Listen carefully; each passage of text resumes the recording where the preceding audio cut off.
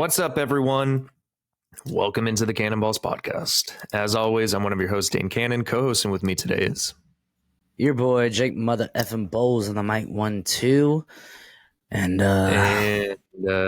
guys, I don't know if you know this, but we went to the worst game that has ever been played in the history of college football. We went to the Pac-12 championship game, and if you're a Ducks fan, you know exactly what I'm talking about. It was like watching the Chargers play. It was just miserable. Anyway, welcome to Week 13 reaction, Week 14 power rankings, and Week 14 reaction or predictions, excuse me. So, guys, this is going to be another one of those episodes where we go 3-1. We're going to do it all in one recording. We know how many of you love to watch this episode, so we're really excited to record all of this. Honestly, I think it's just best for us during the holidays because it's, less work. We're busy during the holidays, so we'll probably go back to normal. That is true. Probably go back to normal after, the holidays and all that. But for now, it's, just deal with it. We'll just pause it. Take breaks. We'll get through it. Yeah, you guys can come back to it after a day or two. But yeah, guys, so we're recording this Monday night, right after Monday Night Football, which actually ended up being one of the best games of the week, it might have been the best game of the week, honestly. There were a couple different stories in this. There's a lot of good games this week. There was a lot of good games, but I think the fact that this game ended in a backup quarterback versus backup quarterback was kind of entertaining, plus an OT win. Did you say Monday or Thursday night? I thought you said Thursday. My fault. Yeah, Monday night was really fun. Yeah, my fault. Yeah. Ugh. No. We'll get into Thursday, but yeah, guys, you already know the drill. Follow us on our Instagram here. Like, comment, subscribe, turn notifications on. Anything you can to do to help the podcast grow, we'd greatly appreciate. Jake, you have anything to add before we get going? No, it was just a very satisfying weekend of football. Unless you're watching the Ducks, but or the Chargers, yeah, or the Chargers for sure. But we'll start it out with Week 13 Thursday night football, and as my brain farted earlier, I thought that's what Dane was talking about earlier, but this was a really good game. Oh man, I totally missed our picks. Give me 1 second, Dane, and continue to talk. No, you're good. So this ended up being one of the more surprising games of the week, in my opinion. Both Jake and I, we picked Dallas to win this game, but the fact that Seattle made it this close was kind of entertaining, to say the least. I mean, Geno Smith and this offense of the Seattle Seahawks, they really gave it to Dallas's defense. Geno Smith had one of his better performances all year, 334, 3-1 interception. He was slinging it around. DK Metcalf had himself an absolute game, 6 receptions, 134 yards, 3 touchdowns. And not only that, Zach Charbonnet got utilized. I think this was his first career touchdown, if I'm not mistaken, but 19 for 60 on the ground, got utilized in the passing game a little bit. And, when this game was going on at first, it kind of seemed like Seattle was really going to win this. And Dak and CD and Dallas just decided, no, that's not going to be the case. They brought it back, and it was a good comeback win for Dallas.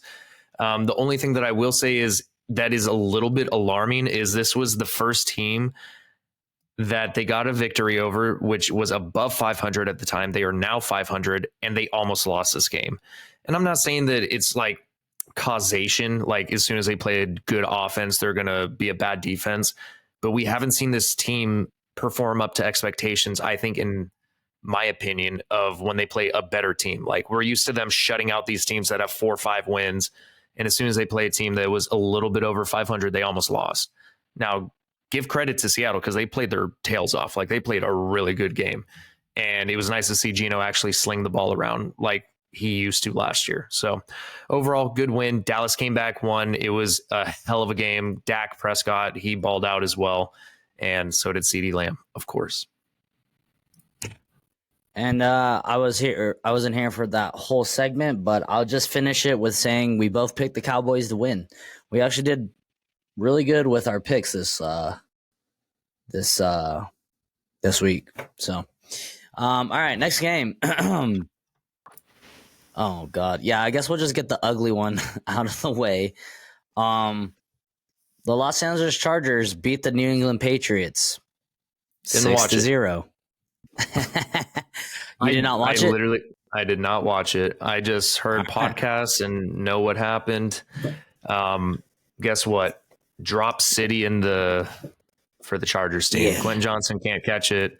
It was in the rain, but still, like, it's not helping it out. Like, I saw highlights of the game, and I saw Quentin Johnson do that thing where his brick hands like clap the ball, and then he tried juggling it like 3-4 times. But yeah, Herbert had a good game according to every podcast that I listened to. His receivers just kept dropping everything. Donald Parham, Quentin Johnson, Keenan Allen, Austin Eckler. I don't know what's going on, but hey, the one positive, Khalil Mack, he's like the one player other than Justin Herbert that I'm rooting for, possibly breaking a record for the NFL. Currently leads the NFL in sacks at 15. So we'll see if he can make a name for himself for Defensive Player of the Year. Probably not going to happen because the Chargers suck, but still would be cool. Anyways, yeah, we both picked the Chargers to win. It was a really shitty game. And honestly, the weather was really bad. It wasn't really bad, but it was moist out there. So I've seen it definitely worse, but yeah, I don't have much to say about this game anyways, besides the Patriots are worse than what I actually thought. That is all I'm going to say. And so are the Chargers. The Chargers are worse than I previously thought. I feel bad for Justin Herbert, and I will finish it with that. All right. This one was pretty surprising, but it was one of the longer games because it got delayed twice. But we did not pick this team to win, and that's why it was kind of surprising. But the Cardinals beat the asses of the Pittsburgh Steelers 24-10. And yeah, like I said, it was delayed a couple times, but it was a close game.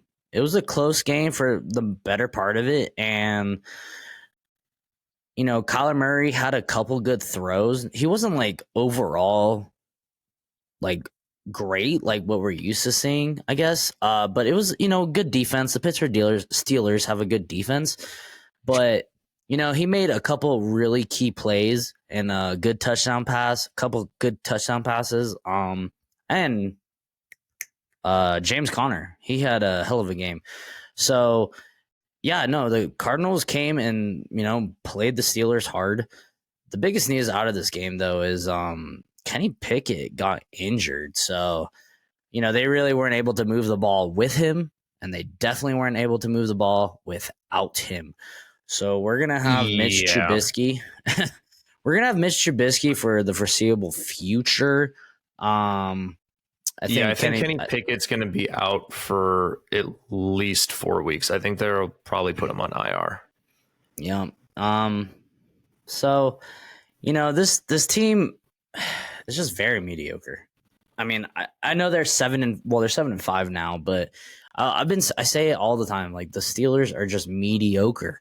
Like, nothing about them is exciting. I don't know. They kind of got it together a little bit last week, but then who did they play again last week? It was someone like I think it was a division game, honestly, because I think it was either isn't it the Bengals?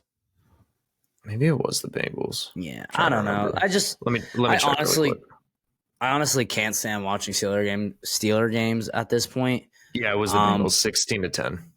Okay. But the Cardinals, man, they came in and upset them and really, really hurt. That's a damaging loss to the Steelers because they're right in it for the playoff race. And, you know, that 7th seed that's just helping out the Bills and all the Broncos, those teams, the Texans. So good job, Cardinals. That was a awesome win for you guys. Yeah, I will say that the Cardinals really surprised me, especially the fact that they kind of held the run game in check a little bit because Jaylen Warren and Najee Harris, you were expecting both to go over 100 yards. I think it mostly kind of just went on the offensive side of the ball in general. Like Kenny Pickett wasn't having a great game by any means. Mitch Trubisky has to come in and relieve him, and then it just went downhill from there. But Cardinals handled their business, like you said. James Conner, he had himself a good game. Kyler Murray did enough to win this game. Trey McBride is looking like a really good addition if you have him in fantasy. I mean, he's like Kyler Murray's number one target. But we'll see what happens with like Michael Wilson back, and then with Hollywood if he's healthy. Yeah, I like the fight in this team. I really do. Yeah, I do too. Jonathan Gannon definitely does not want to just give in. All right, next game. This one was actually very fun to watch. Couple of crazy plays in this one, but we picked them to win. They won by the hairs of their chinny chin chin. But the Indianapolis Colts beat the Tennessee Titans 31-28 in overtime. God damn, I keep burping. Sorry. And man, this was a fun game. I mean, both these quarterbacks were slinging it. They were slinging it. Derrick Henry was balling out until he finally, I don't think I've ever seen him get hurt, but this is like the first time I've seen him get cracked, and it actually took him out. Yeah, and it took him out of the game, unfortunately. So I think he's in concussion protocol. He's definitely in concussion protocol. If you guys haven't seen the hit, this man gets airborne. Like, you're used to seeing Derrick Henry toss people around. He got cracked, and he got hit hard in the head. Yeah. Then he hit the ground with his head. So, I mean, this man is definitely in concussion protocol. I would not expect him to be out there for next week. If he is, he might be a tomato afterwards. Or a carrot, whatever you want to say. But Tajay Spears came in and, ran the ball very nicely. And Will Levis, man, he's kind of like hasn't looked as good as he did when he first came in. Like that first game, he was like, oh, this is the next best thing. And he kind of tapered off a little bit. But this game, he is not afraid to sling it around. Like, he was just throwing it out there. And then the best play he made was when he threw the pick, or it was a batted ball or whatever it was. He knew it was a fumble. This guy had just showed the most effort I've seen in a quarterback go out and strip the ball and recover his own fumble while it was in the hands of a defender. Like, that's insane, dude. Like, I freaking like that, man. That was an awesome play. Just unfortunately, 110% effort going above what your duty is. Because a lot of quarterbacks, they're just going to let that ball go because they don't want to injure themselves. Well, Levis said, fuck it, I'm going after that ball. Yeah, it was awesome. Unfortunately, they lost. Titans season's all but over. But at least they're getting reps for the young rookie. And also, you see him getting into it with DeAndre Hopkins. Yeah, I actually like that. Me too. The one thing that I will say is, like, as a rookie, like, you have to be able to take like initiative and like hold players to a certain standard and accountability and all that. If DeAndre Hopkins isn't running the correct route, I get it 100%. But like, at the same time, you have to understand, like, this is D-Hop he's talking to. So it's like, I love it because it shows like he's not afraid to like tell his wide receiving core to run a route better. But like, also at the same time, it's like, did D-Hop give up on the play, or was it just a bad pass? Because there have been some Derek Carr moments with like Rashid Shaheed or Chris Olave where I'm like, Derek, you were throwing the ball 10 yards over their head. There's no fucking shot in hell. Yeah. We have to definitely see what play he was mad about. I just saw the clip of him yelling at D-Hop. Yeah, but if it was something, I think like in the replay of the actual game live, I don't remember them showing the play afterwards. I only remember them showing him yelling at D-Hop.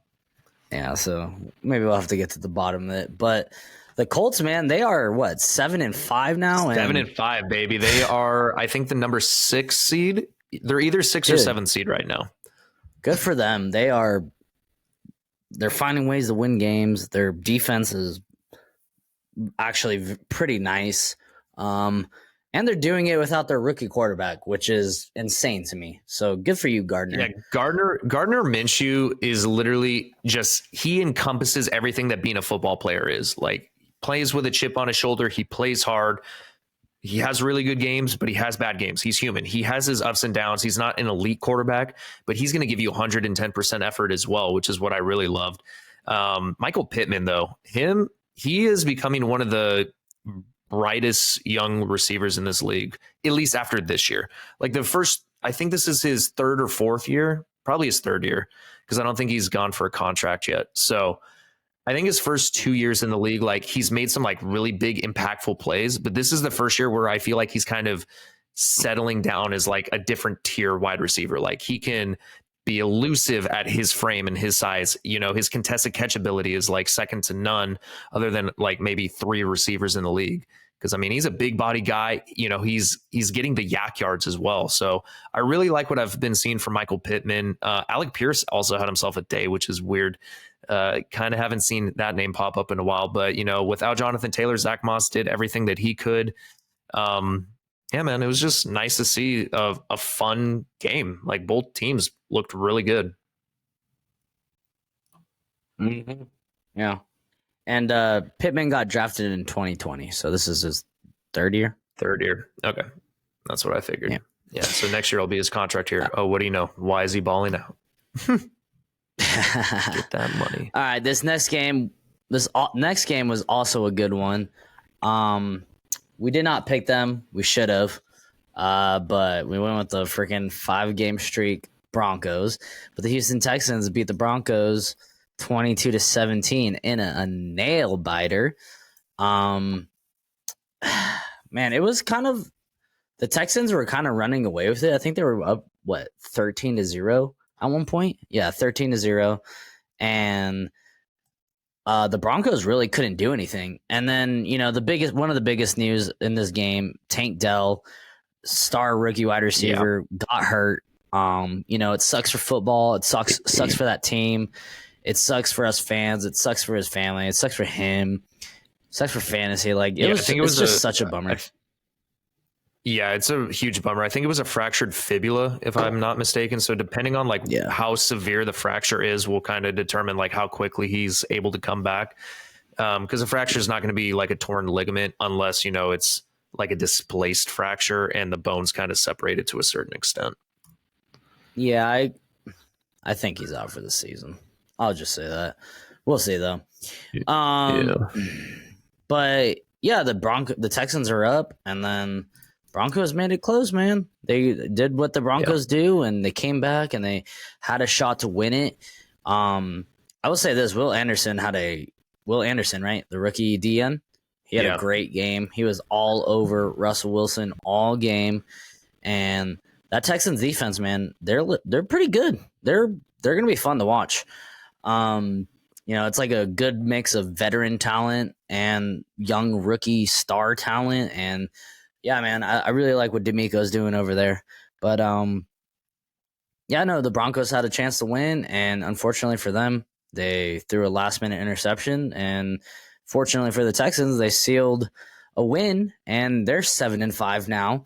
And they're on the outside looking in of the playoffs, I believe. But I think they're the 7th seed right now. I think they are the 7th seed, because I think everyone that's still technically in the hunt is 6-6 right behind them. So I think Houston and I thought they dropped. Well, they dropped last week, but because they won this week, I think that they took it again. So I think it's them and the Steelers, if I'm not mistaken. That's 6 and 7 seed. I could be wrong, because it might be the Browns. I don't freaking know. Either way, like the playoff hunt this year is really close. It's neck and neck between a lot of teams on both sides of the conferences. Mm-hmm. Like the fight for that 7th seed is going to be pretty exciting. I think it might be one of the most exciting finishes. So yeah, the Texans are out. So right now, I got the Dolphins at 1, Ravens 2, Chiefs 3, Jags 4, Browns 5, Steelers 6, and Colts 7. Texans are right there at 8. Got you. Okay. Damn. So yeah, I mean, good win for the Texans. They really needed it to keep their playoff hopes alive, and especially against another team who's going to be fighting for that 7th seed in the Broncos. Overall, I don't think the Broncos played that terribly of a game. And No, I think it was I will say, though, this was definitely not Russell Wilson's best game. I mean, he had 3 interceptions on the day. I think a couple of them he had to force a little bit, but I will say that the Texans defense really balled out this game. Like, they really made it hard for Denver, but Denver's defense definitely stepped up in the second half as well. But overall, I think Denver's defense outperformed the offense, in my opinion. Yeah. I forgot Russell Wilson threw those 3 interceptions. I was thinking about those bombs I was throwing to get them back into the game, but you know what? 3 interceptions is 3 interceptions. But like I said, like Dane said, that defense was all over the place. So, bro, was Portland Sutton the new Christian McCaffrey though? Like the safest bet to get a touchdown every week? I think this is like 9 weeks in a row for him now. It's annoying because I have him in one of my fantasy teams, but I had him last year. I'm scared to play him. Like he's not like he doesn't get enough points for me to put him in over some other people, but he gets enough points. So he's like, oh, a solid 10 points every game. All right, maybe I'll put him in, but I don't know. We'll see. But yeah, he gets a touchdown every game, so good for him. But good for the Texans. They got the win. All right, next game. This one was very fun to watch. It was really the tale of 2 halves. We picked them to win.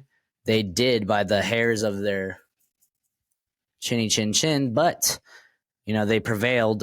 Detroit Lions beat the New Orleans Saints 33-28. And yeah, it was 21-0 at one point in the first quarter. Yeah, and then the Lions decided to not do anything for 2 quarters, 2 or 3 quarters or something like that. And yeah, they decided to take the playbook from the Chargers. They decided to take the playbook from Brandon Staley and try and let the New Orleans Saints back in the game. But then they're like, all right, Ben Johnson, you're actually our coordinator, so we'll believe in you. So yeah, they let the Saints come back into the game. Unfortunately for the Saints, Derek Carr took a brutal hit. Nasty hit. Oh, he got like driven into the ground, if I remember correctly. Oh my gosh. Yeah, he got messed up, bro. Yeah, it was nasty. Jameis had to come in, immediately. This is like the third time this year that Jameis has had to come in. Derek Carr's been getting injured left and right this season. Yeah. And, Jameis comes in, he immediately does Jameis things. It's so ugly, it looks good, whatever you want to call it. But and Taysom Hill, he was doing his thing. Very annoying player if you play fantasy. And Alvin Kamara had a, part in them coming back. But unfortunately, it was just not enough, and the Detroit Lions prevailed. So I would say good for the Lions, but it was more of a I don't think the Lions team is ready this year. I think they're good, don't get me wrong, but I think they have a lot of tuning up to do if they're going to do anything in these playoffs. Because I think so. I agree to a certain extent. I think they can win a wild card game. I don't think that they would win the divisional or a championship round yet, but I think that they can win a wild card. I really do, depending on who the matchups against, because technically they're the number 3 seed, right? Yeah. So yeah, I think that they could definitely beat a 5th seed team. We'll see, but like it all comes down to Jared Goff, because like Jared Goff has had like 3 weeks straight. Well, this game was better than his previous 2 weeks, but 2 weeks prior to this, both weeks he looked awful, and the team just did not look good in general. But when he's somewhat consistent, you see what this team can do. They're up 21-0 in the first quarter. Like when this offense is humming, this offense is really freaking good. And when the offensive line looks good, Jared Goff has a much better game. Once you're up 21-0, you kind of rely on the run game a little bit. It slows the game down a little bit, gives other teams time to score. But I think the Detroit Lions defense had like a phenomenal like first half of the season, like looked night and day different than it did last year, but it's kind of coming back down a little bit. Like, I don't know if it's because of the injuries or what's going on, but the defense has definitely taken a step back the last month, I would say. Yeah, I agree. Yeah, I mean, it's just these last 2 weeks have not looked pretty. So I just think they need to do something, need to fix some shit. But I think they'll be fine. But good win for the Lions. And the Saints, they continue to lose. And man, It's looking at the drastically beginning, different than where we thought they would be. and honestly, they're not even that far behind because, well, the Falcons won. So they're like one game behind the Falcons now, I believe. Yeah, I mean they can still win the division. Like it is the worst division in football.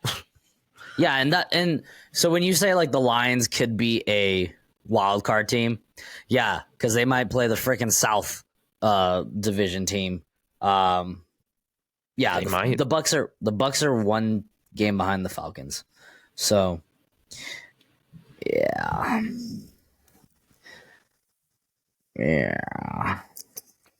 I mean, Or honestly, they'll beat the Vikings. Or they'll play the Vikings.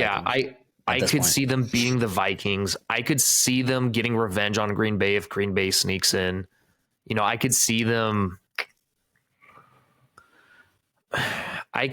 beating any of the NFC South teams. Yeah. I mean, yeah, because honestly, in my opinion, whoever gets into that 6 and 7 spot, well, not even the 6 and 7, because that's either going to be the Cowboys or the Eagles. Hopefully the Eagles just lose out.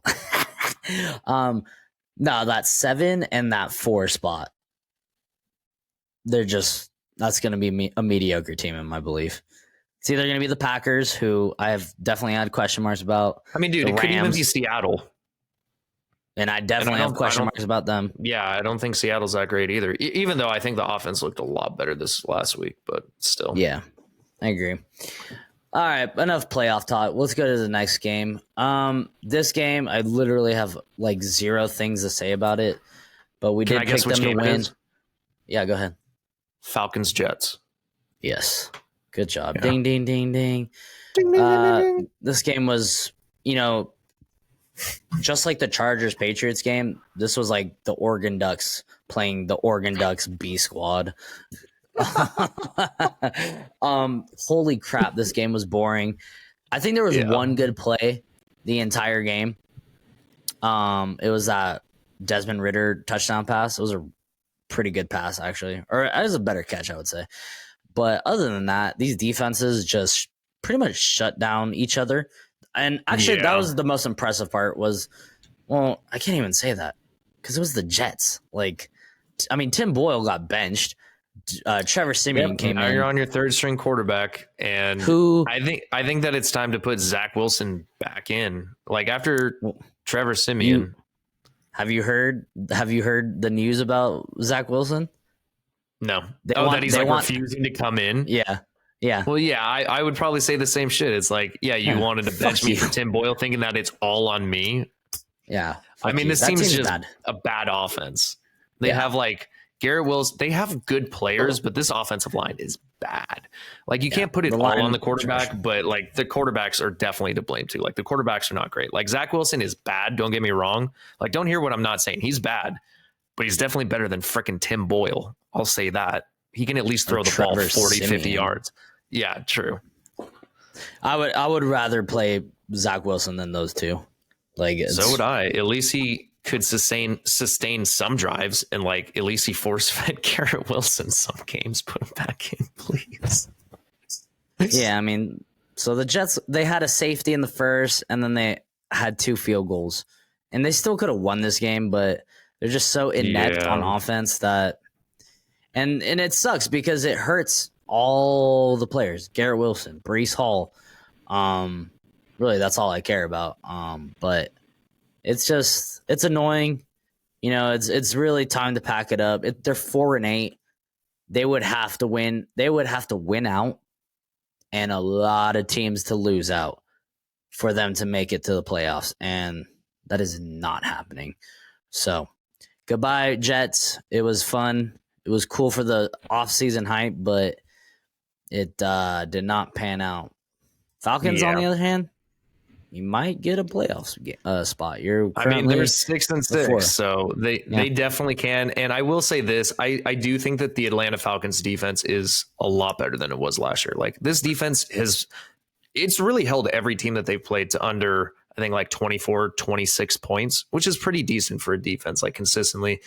We still have question marks about the offense and, especially with Arthur Smith, but I think Bijan has been getting more opportunities, which I do like to see. So, yeah, it's just a tough defense he went up against, but good for the Falcons.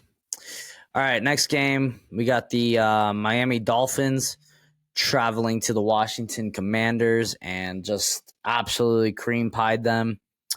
Yeah, this was a spanking. This was an absolute spanking. Sam Howell has, in the last couple of weeks, just regressed tremendously. Tua balled out. I mean, he only threw for 2 touchdowns, but, Tyreek Hill had 5 receptions for 157 yards and 2 touchdowns. Like, anytime Tyreek Hill and Tua can connect, it's just a dangerous combo. Devon Achane coming back off injury again, comes right back to 2 touchdowns. Raheem Mostert still scores a touchdown.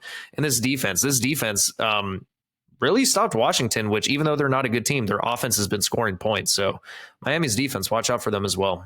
Overall, just good win. And Ron Rivera needs to go. Unfortunately, he is no longer the quarterback or the coach, in my opinion, and they got to figure out some stuff.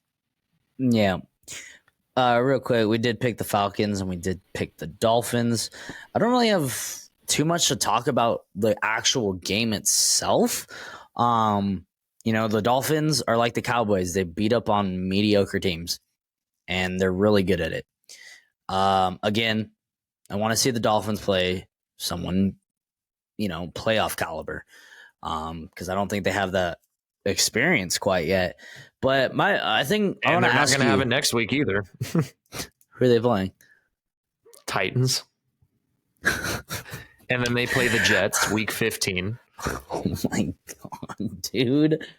And then week 16 is their first challenge. Who's it against? The Cowboys.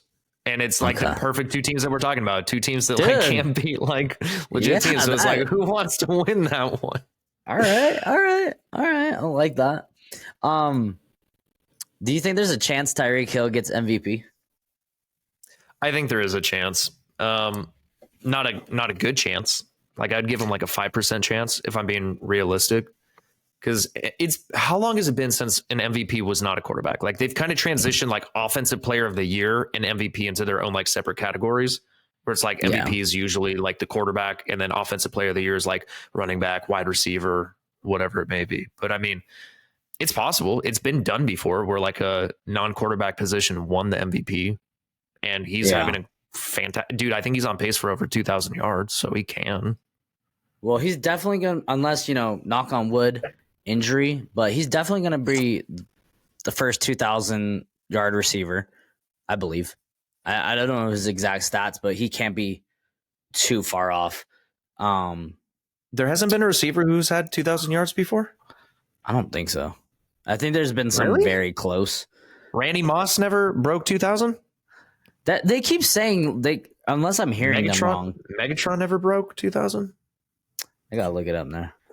I'll look it up. You keep talking. All right, but I think he definitely deserves to be in the conversation.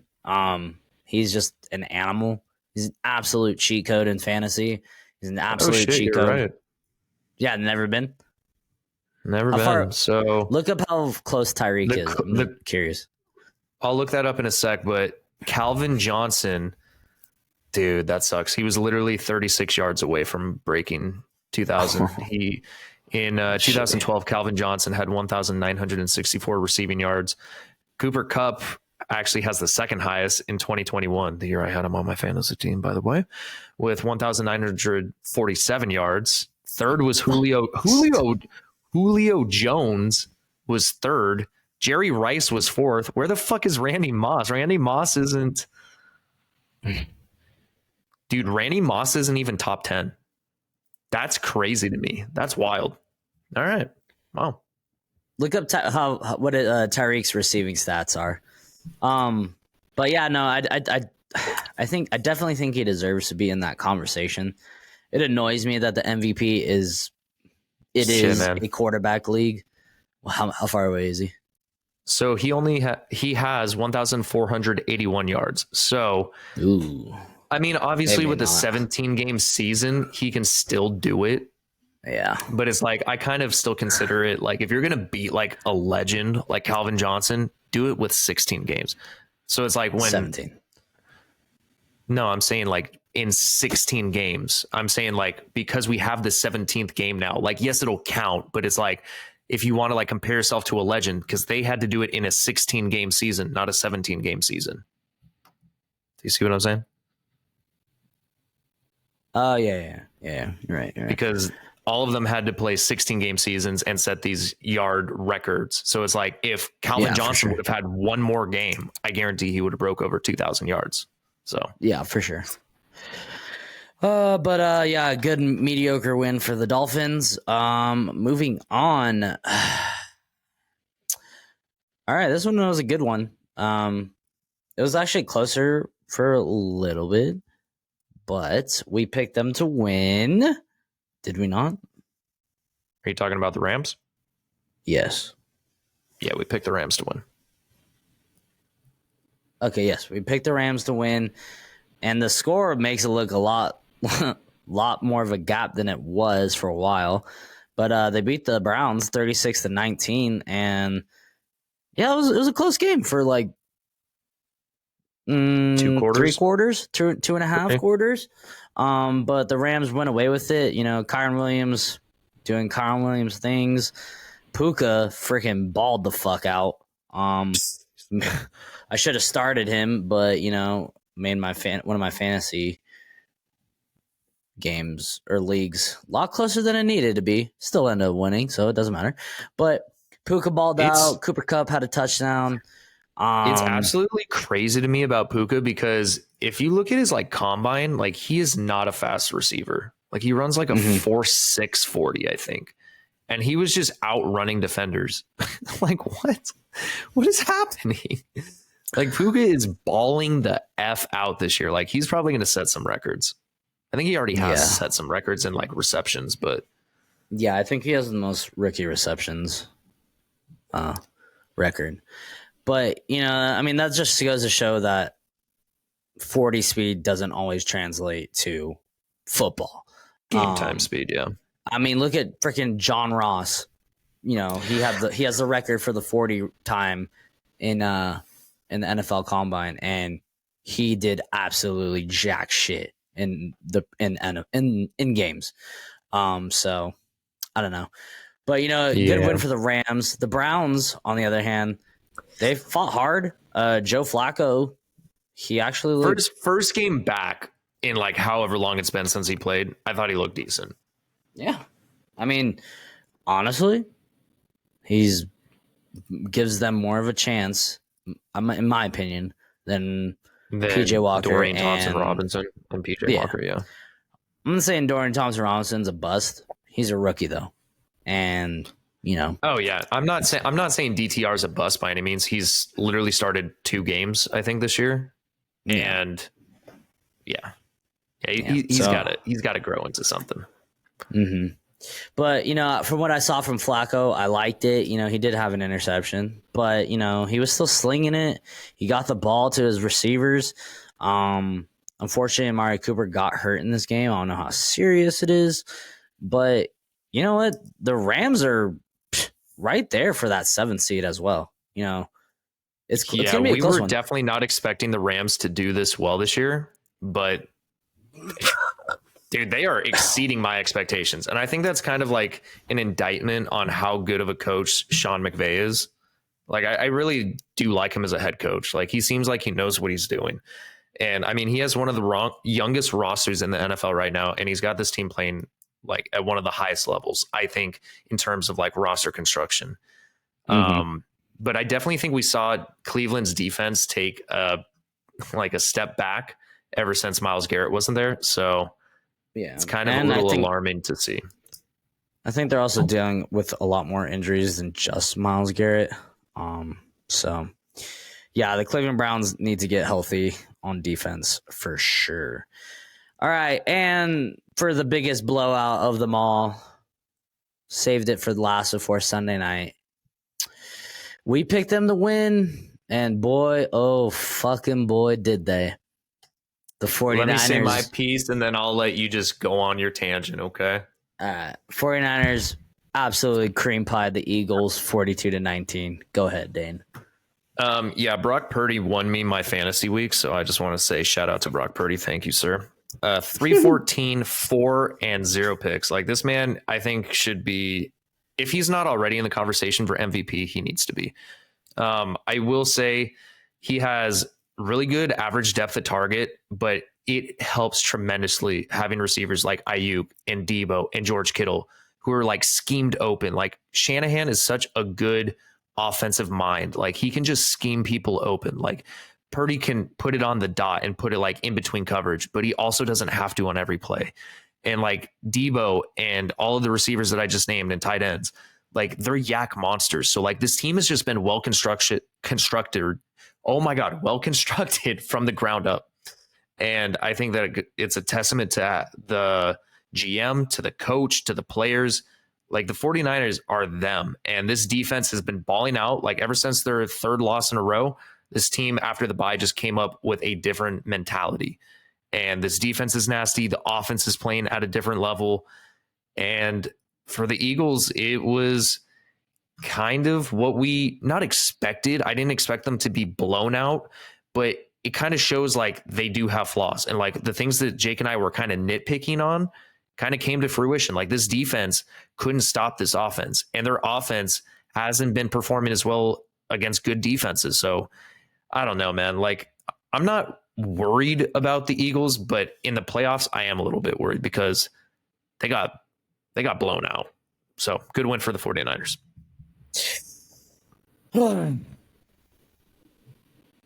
Yeah, no. I don't even care if Purdy is in the conversation. I have come to terms with the fact that no matter how good Brock Purdy plays, there's always going to be someone who is going to knock what he does. Yeah, he's not the biggest. He doesn't have the biggest arm. He's not the fastest.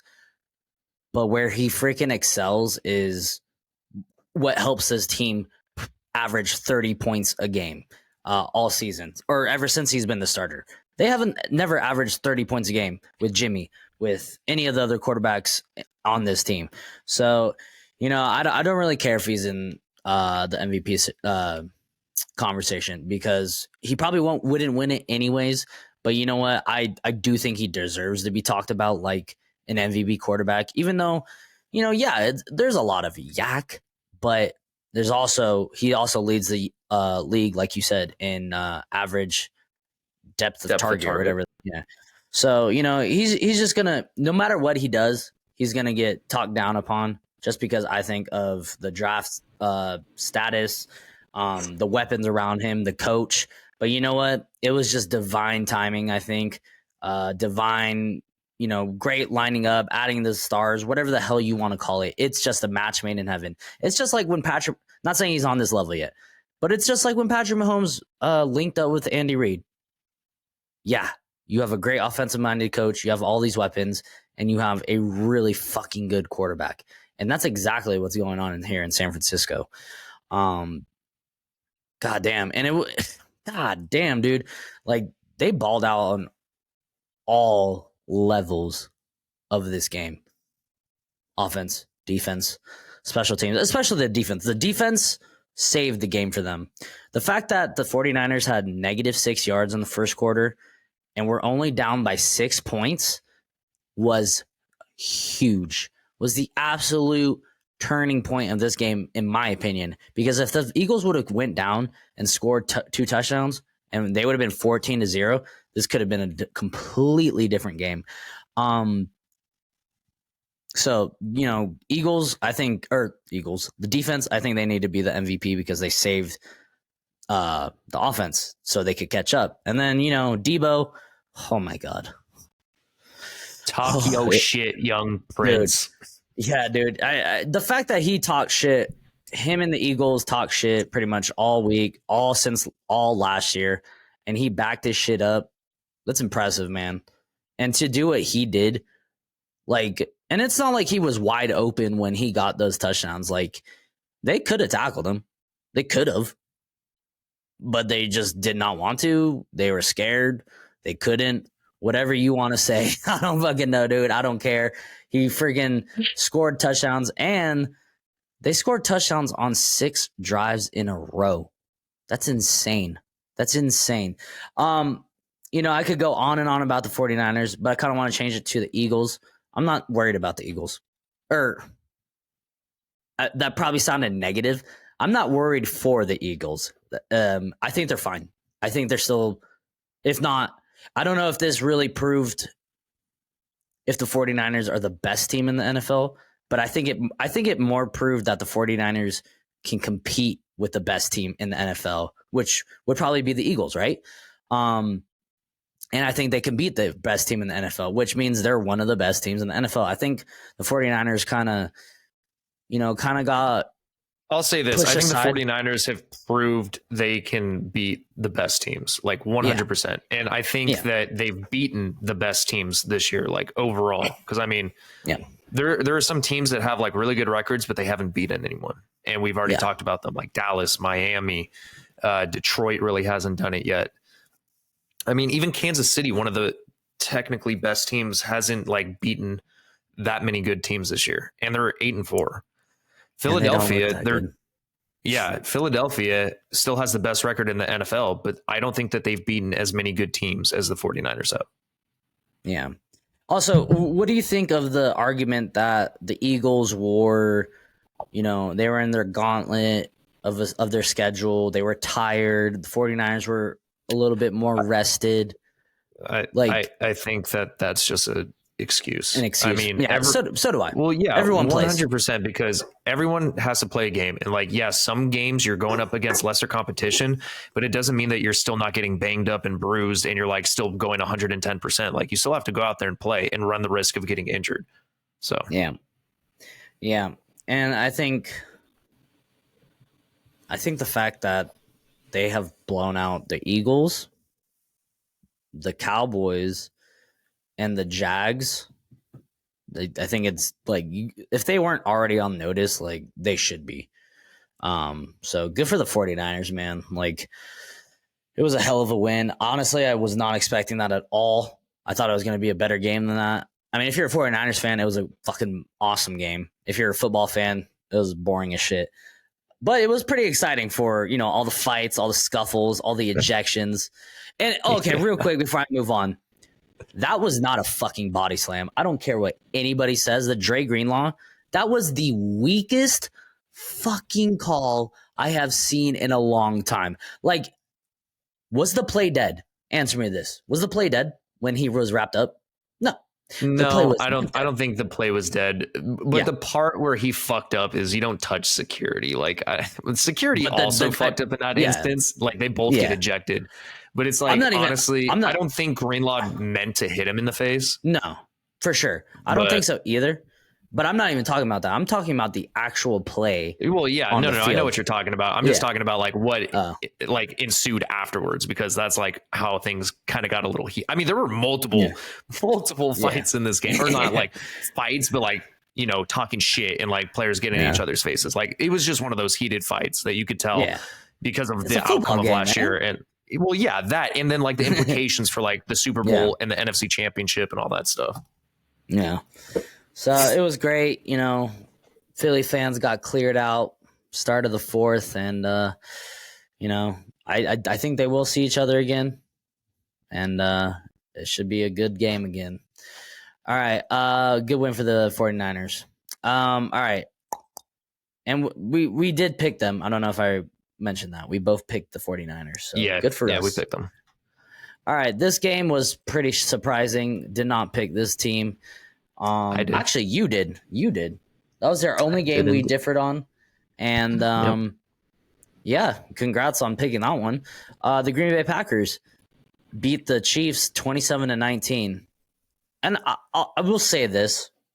There are some egregious missed calls in this game. I think there was a stat that came out that the last 5 penalties in the last couple minutes of the game, the refs were 0 for 5. Like they missed on every single flag. And I usually don't give a shit when it's the Chiefs because I feel like they get so many flags in their favor. So it's kind of nice to see them get that. But that was one of the most blatant defensive pass interferences I've ever seen. Like the guy hit him like a full second, 2 seconds before the ball was even there. They missed that one. Yeah. There was pushing on the Hail Mary, which didn't get called as well. Like it wasn't just like trying to jump up and like players got in each other's way. Like they physically moved like the receivers out of the way before the ball got there, which was bad. And there were some missed ones on for Green Bay as well. But yeah, the play calling and the officiating in this game was fucking terrible. Yeah, it wasn't just that went against Kansas City. The entire officiating for both sides was bad. And I think like that fucking roughing the passer call out of bounds or personal foul. And then it's like, but they can miss Justin Herbert being 2 yards out of the freaking play.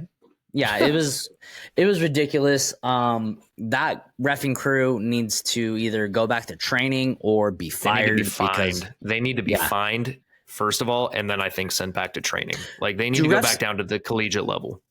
Do refs get fined if they blow calls like that? I don't know, but they should.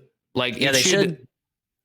I think that's how you're going to hold refs accountable to like making good calls is like, shit, we got to be on top of our calls as well.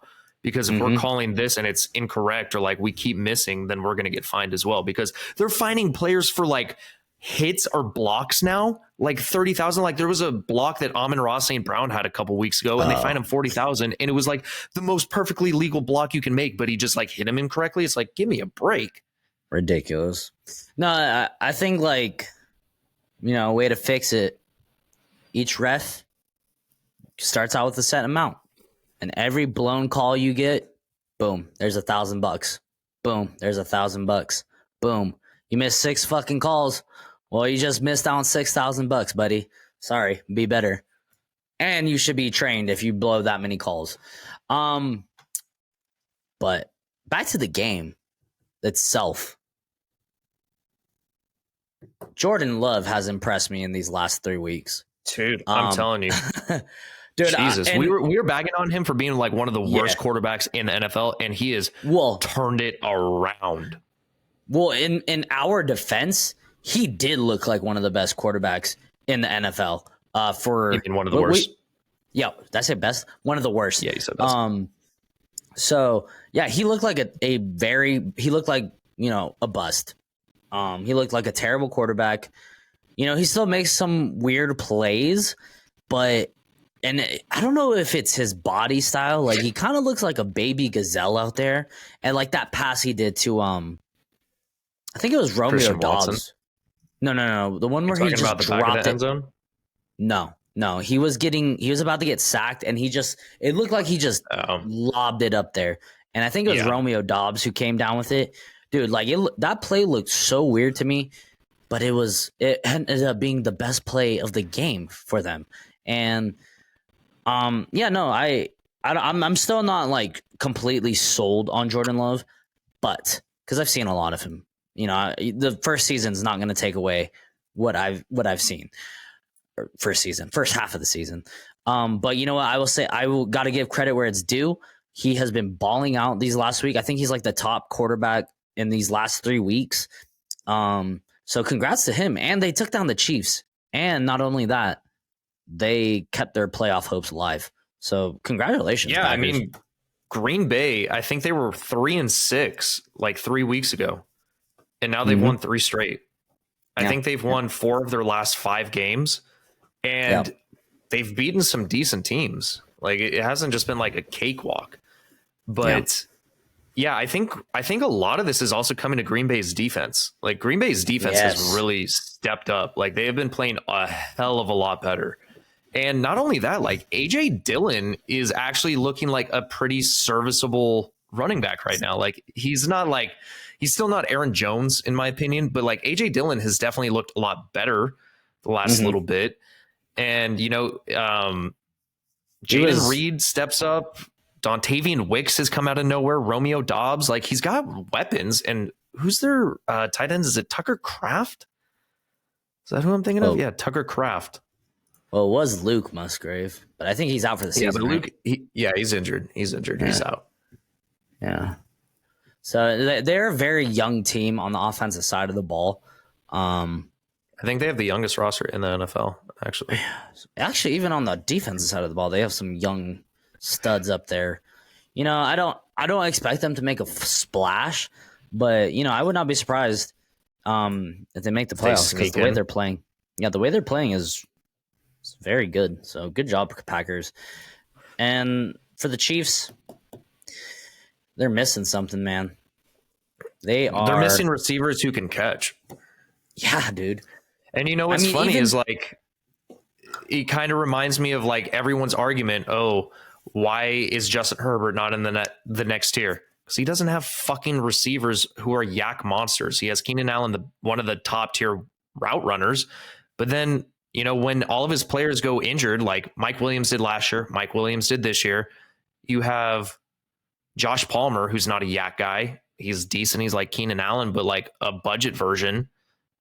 And then it's like you see that even these great quarterbacks, when they don't have like top tier wide receiver talent, like they regress a little bit. Like Patrick Mahomes, we're used to seeing just like make the most insane throws, and he still makes like really amazing throws. Don't get me wrong. Like Patrick Mahomes is still doing amazing things, but like when you don't have like receiving options who can like make you look even better, you kind of see the regression. Like Patrick Mahomes, this is probably his worst year he's had in 4 years, in my opinion.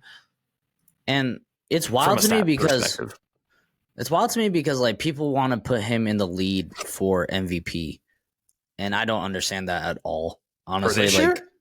Yeah, dude. I've seen some list of it either goes Patrick Mahomes, Jalen Hurts, or it's Jalen Hurts, Dak Prescott, Patrick Mahomes, and I'm like, dude Patrick Dak Mahomes Prescott has to be above both of them at this point in time. Like Dak's second half of the season has just been phenomenal, even though it's against lesser competition. But like Dak has been balling out compared to Patrick Mahomes, in my opinion.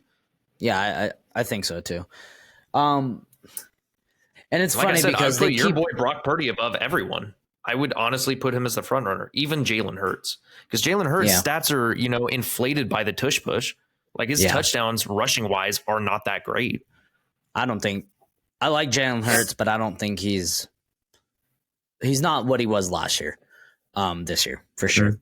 But the Chiefs keep trying to replace Tyreek Hill. You know, they try to get Kadarius Toney, Sky Moore, Rashee Rice, but it's all second hand. It's all great value. It's all Walmart brand compared to Costco brand. You know, it's never going to replace Rice is the closest. I would say Rashee Rice is the closest thing to like fake Louis Vuitton, and then everything else is just like black market, like $5 handbags.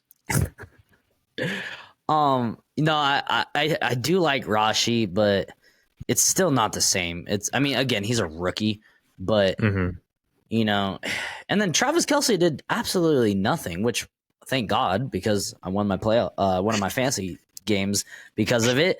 I mean, he went 4 for 81. I mean, Travis Kelce was their leading receiver. It's not that he didn't do it. He just didn't have any touchdowns. I mean, Isaiah Pacheco was the one who had the touchdowns this time. And he got ejected. Noah Gray, who had 1 reception for 2 yards in the touchdown. But yeah, he got ejected. I don't think he should have gotten ejected. I mean, he shouldn't have thrown the fist, but like, he was kind of getting manhandled. He was. What do you mean he shouldn't have got ejected?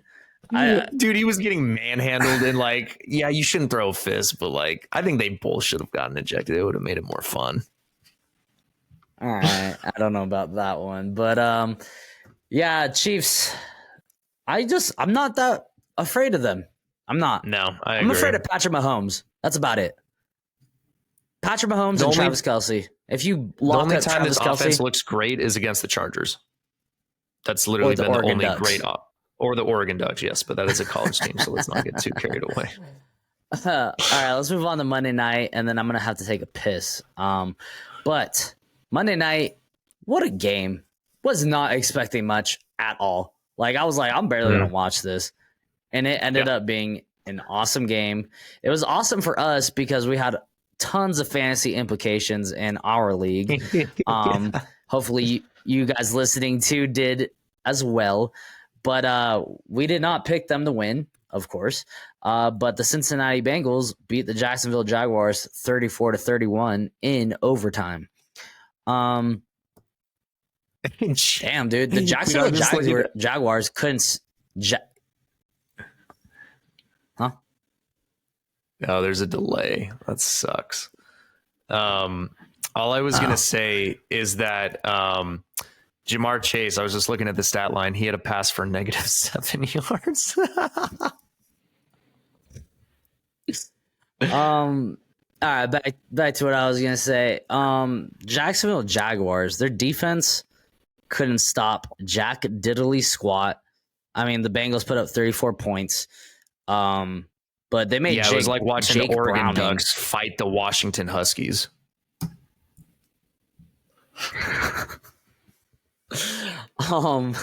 They made Jake Browning look good. And this is what I kind of said earlier. You know, I thought Browning, he didn't do it last week, but I thought Browning was a lot better than we thought. And, you know, he came in and balled out, dude. I mean, he just threw it up to Ja'Marr. He was throwing it all around. The run game helped him out a lot. And they ended up winning this game. You know, unfortunately for the Jags, and this is huge news, Trevor Lawrence got injured. It did not look good, but I think it's just going to be a sprain. Yeah, he definitely he rolled it up.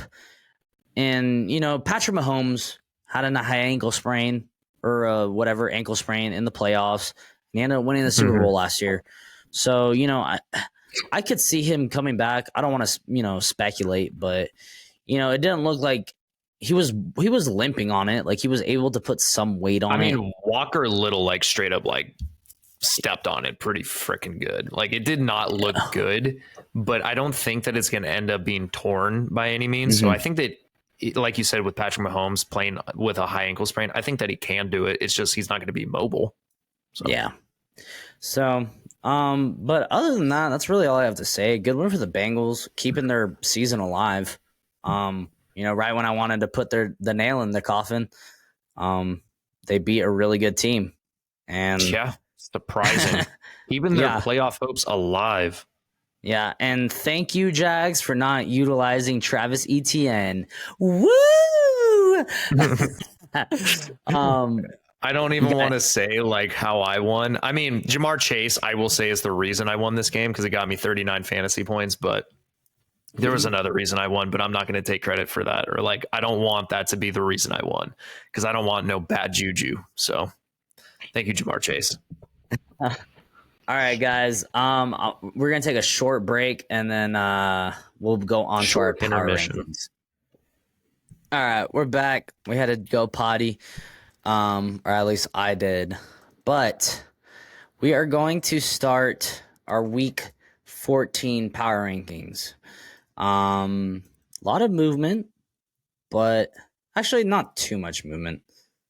Couple teams. I think there was. Yeah, mine was like a good mix and match of a little bit of movement, a decent amount of movement, and then no movement at all. Yeah.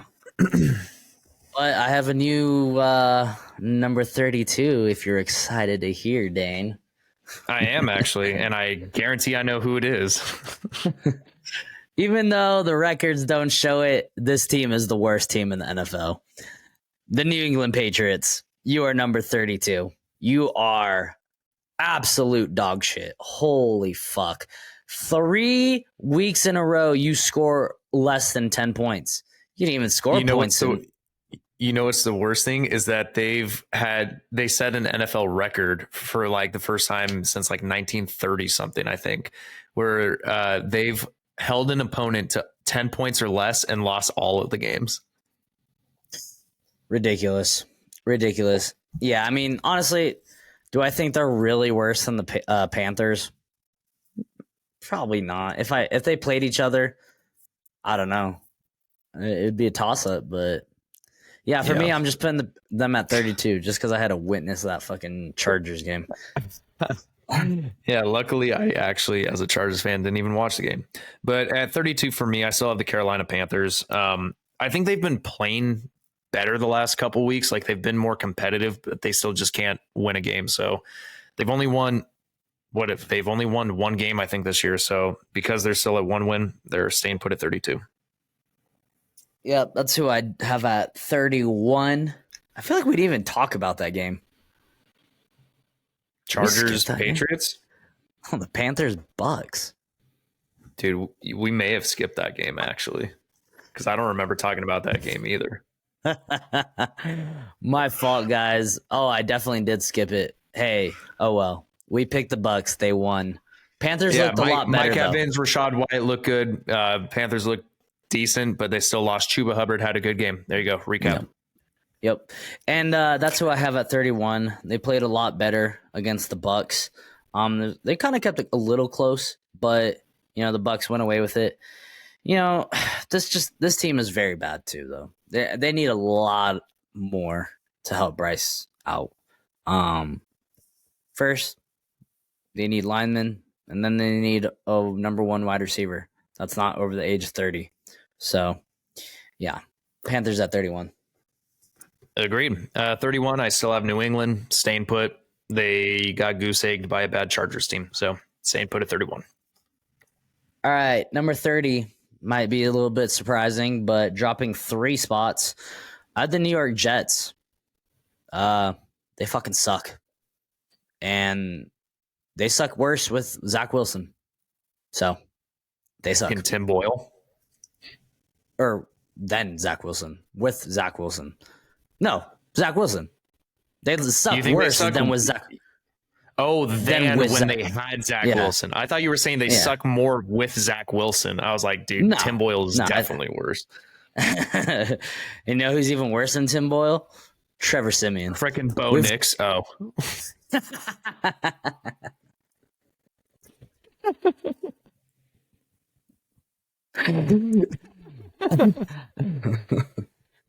Inside joke, guys. Inside joke. Oh, yeah. From our Pac-12 championship weekend. It was so much fun.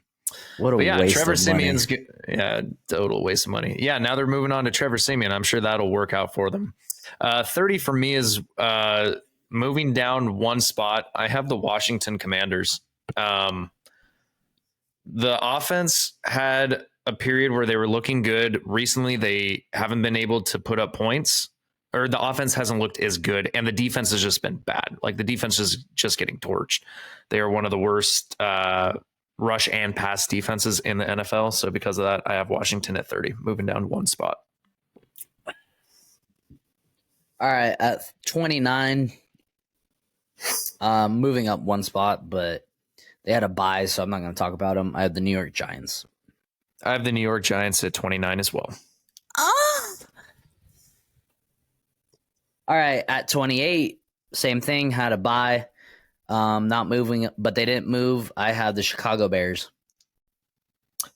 28 for me, this is where I have Arizona. I have them moving up 2 spots. It was a pretty dominant performance overall. I still have my question marks. I was used to watching this defense just get gashed on the ground, and it didn't this week. So we'll see if they can have back-to-back weeks of that, or maybe they just had a really good defensive game plan this week against Pittsburgh. Pittsburgh isn't one of the better offenses in the NFL, but it was still good to see them put up a good defensive performance, and Kyler Murray did enough to win. So Arizona at 28, moving up 2. All right, dropping 3, I have the Washington Commanders. Everything you said, I agree with. They're a bad team.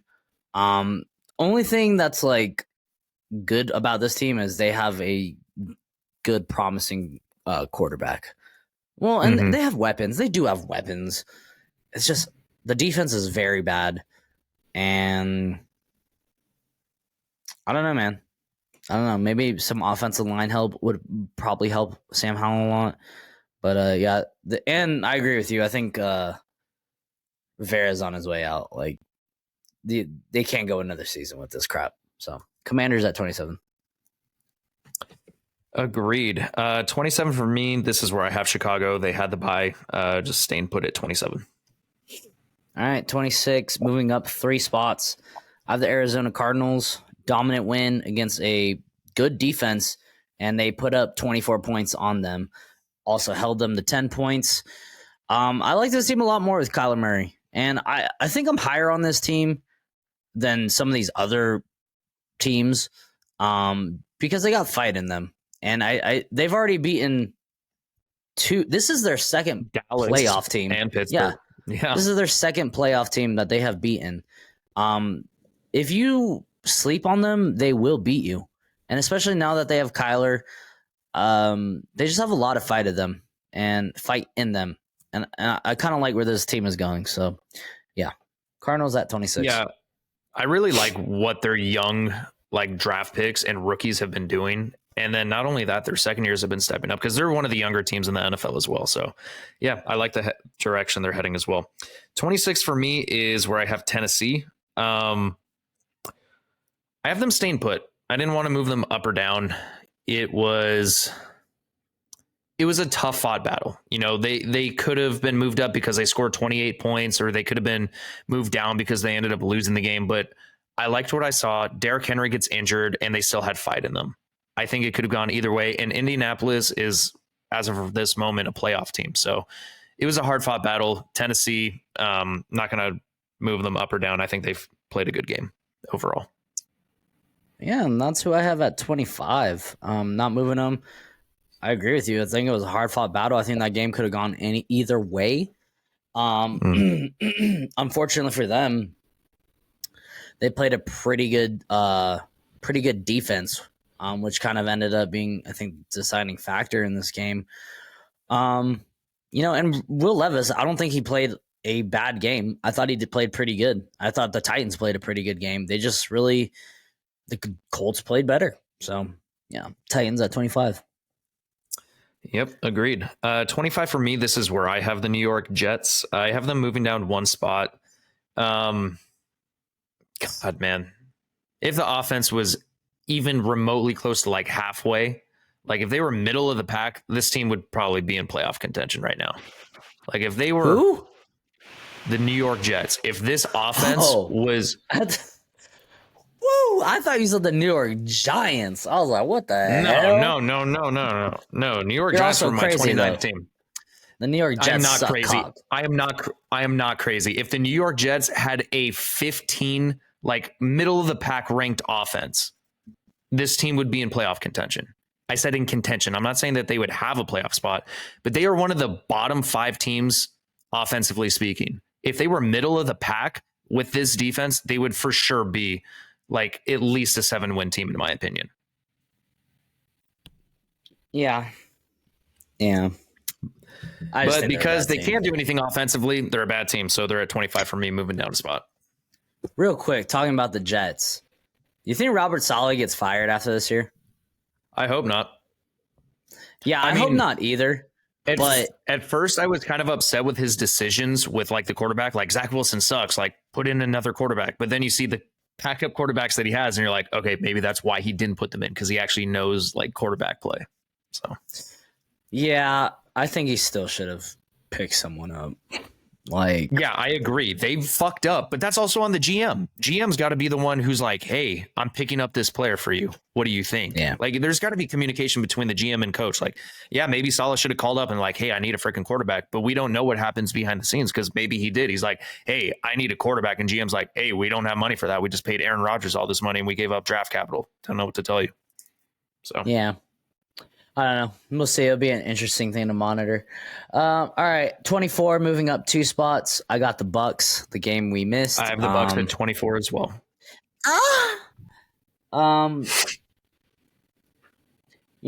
Baker still impresses me with the Bucks, and he has fun weapons to throw to. So, he kind of excels. So, yeah. And one game behind this Falcons. So, that division's so ugly, it could be either one. So, yeah. And you got anything to say? Nope. I mean, they have moments where they look really good, and then they have moments where they look like shit. But, they can still win the division. So it's anyone's game. I like what I saw, though. So, yeah. 10 seasons in a row for Mike Evans having 1,000 yards. Good for him. Do you want to say that? Yeah. He's a beast. All right, 23, dropping 2 spots. I have the 5-7 Saints. Bro, I dropped them 5 spots as well at 23. Um, yeah, man. Is this like what 5 games in a row they've lost? I feel Dude, like I don't this is know, a but lot. they are on a losing streak. That's all I know. Like they have not looked good for a while. Like even the Yeah, defense hasn't even looked that great. Yeah, and I'm not even gonna blame their last loss just on Derek Carr. Like they didn't look good with Derek Carr. I mean they went down 21-0. You know, they supposedly had an easy schedule. I think they're just a bad team. I don't think. Yeah, I think we got fooled. Yeah, yeah. So I don't know. They're just a bad team, and I hate to say this, but I think Derek Carr might be cooked. Um, and not just the I mean, he injuries. got booed this game. Yeah, Booed this game too. it's not just the injuries. Like he hasn't been able to stay healthy this year, and when healthy, he has not looked good. Like at least in with the Raiders, I'm not even gonna call them Las Vegas. At least with the Raiders, he could still sling it, and he looked decent at times, and that's what kind of gave them hope when they picked him up. But he has not looked good. Like there's just nothing about him that gives me hope that he's their franchise quarterback. Yeah. I'm kind of in a similar boat, and you're back up in Jameis Winston. I mean, I don't care if he says that he got eye surgery. The man's still going to throw an interception or two a game. So Yeah, might as well just roll with Taysom Hill. Dude, honestly, I probably would just run Wildcat, even if he's not the best like pocket quarterback or throws the best balls. I mean, he can throw better than Jameis Winston probably, but Jameis Winston at least gives you that big playability every time he wants to throw the ball. Wasn't he the number one overall pick at one point? I don't know, but he's a rapist. That's all I know. Jameis Winston?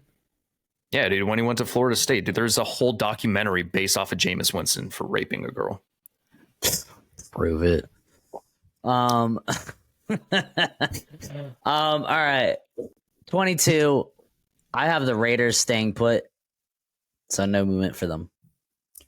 22, I have the Chargers. I actually moved them up a spot, even though I didn't want to. A win's a win. Hey, the only reason I'm moving them up is because they kept a Patriots team to 0 points.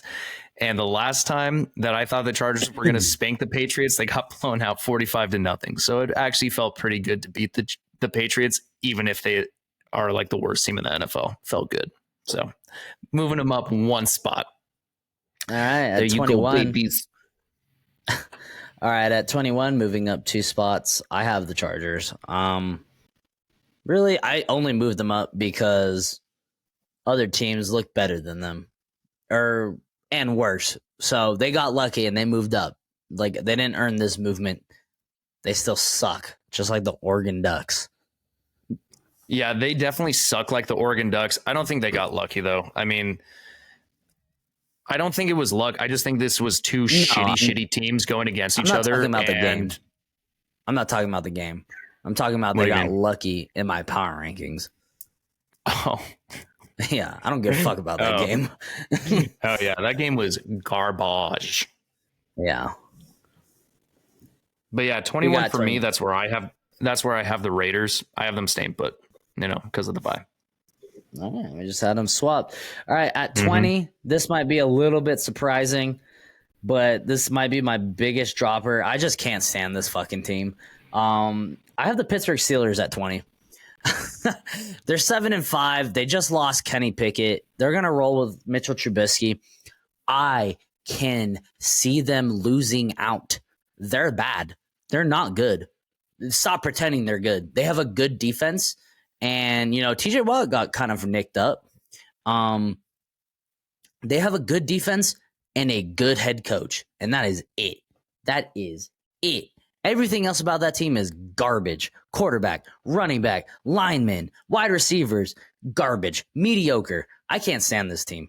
They are my least favorite team in the NFL. I do not care. Every time I see the Steelers, I'm just like, oh my, it pisses me off just thinking about them. So yeah, Steelers at 20.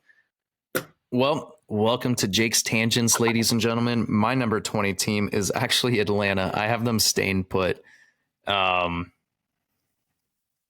Yeah, I think they played a game. They played a game. It was not a pretty game, but hey, they won 13-8 or whatever the score was. They beat the Jets. It's a tough defense. Offense didn't look pretty, but the defense looked great. But everyone kind of looks great against the Jets. It was a game. They won. So I'm not moving them up because it was the Jets, and I'm not moving them down because they played like shit, but they still won. So staying put. All right, at 19, I have the Cleveland Browns dropping 8 spots. Just like the Steelers, they have a good defense. And yeah, they looked a little bit better with Joe Flacco, but they still lost, 36-16. This team's stupid. The Browns, they're stupid. They're a stupid team, just like the Steelers.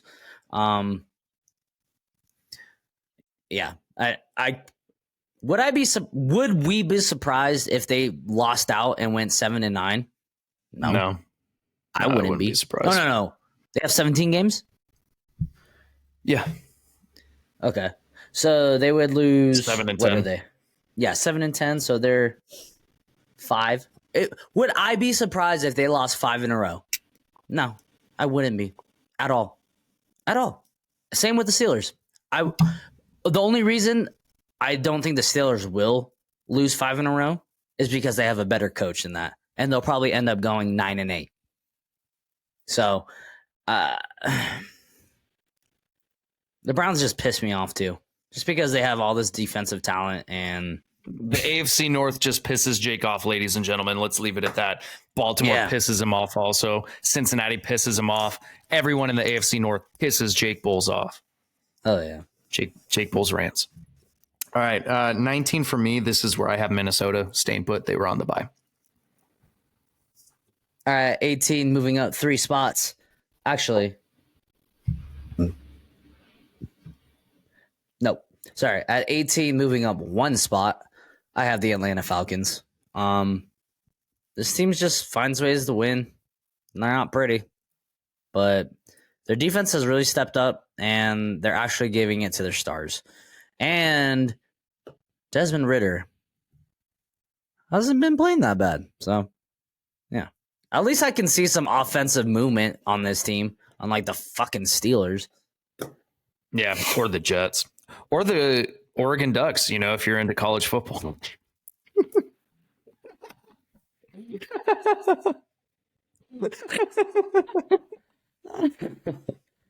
Oh my God. Number 18 for me is this Seattle Seahawks. I have them moving down 1 spot. They played a hell of a game, in my opinion, but they blew it. They really did blow it. They were up significantly throughout a majority of the game, and then they let Dallas come back into it. And yeah, I mean, Dallas is a good team, supposedly. We'll see when they play Miami, because those are 2 top heavyweights of the NFL at this point in time. But yeah, they still lost, moving them down. They're on a losing streak. I haven't been impressed with Geno Smith's play except for this week, and DK finally broke out. So we'll see if they can build off of it momentum-wise and have a better performance against the 49ers than they did the first time. So, yeah, Seattle at 18, moving down 1. Yeah. All right. 16, moving up 1 spot, I got the Minnesota Vikings. Yeah, they were on bye, so I'm not even going to talk about them. 17 for me, moving up 5 spots. I have the Green Bay Packers. They've won 4 of their last 5. Jordan Love has looked like a completely different quarterback the last 4 or 5 weeks of the season than he did the first however many games. He looks a lot better. The defense looks like they just stepped up. The offensive weapons have stepped up. They're dealing with a couple injuries here and there. Aaron Jones, Christian McCaffrey, Christian Watson gets injured again. But I've liked what I've seen, and they beat a couple decent teams. So, yeah, Green Bay moving up 5 spots to 17. All right. 17? Yeah, I 17. just did 16. Who's your 17? Falcons. Who was your 18? My fault. God Sorry. damn it. Did you write it wrong again? Yeah, so 18 was the Falcons. 17 was the Rams moving up 2 spots. Oh, okay, got you. Okay. Yeah. No, they've looked good. They have looked good at times, and they definitely have weapons. They definitely have a good quarterback. So, and they have a great coach. So, yeah, I like the Rams. All right, Rams at 17, and then who was your 16 again? Remind me. Vikings. Okay. Yes. 16 for me is Pittsburgh. I didn't drop them as much as you. I definitely have question marks about the offense, obviously, especially with Mitchell Trubisky taking the helm. So I'm moving them down 4 spots. I think the defense can still keep them in games. Mitchell Trubisky can score points, but he's going to turn the ball over left and right. The running game has been more efficient recently with Jaylen Warren and Najee Harris. They're going to have to rely on that moving forward. But I like Mike Tomlin. I think he's going to figure out a way to go 9-8 again. But I think that they'll probably miss the playoffs again this year. But yeah, Pittsburgh at 16. Or make it and just get absolutely destroyed. First round. Yeah. All right, 15 moving up 1 spot. I was going to move them down a lot, but they ended up winning. So I got the Cincinnati Bengals at 15. I don't think Jake Browning is a terrible quarterback. I'm sure the Jets would love to have him on their team.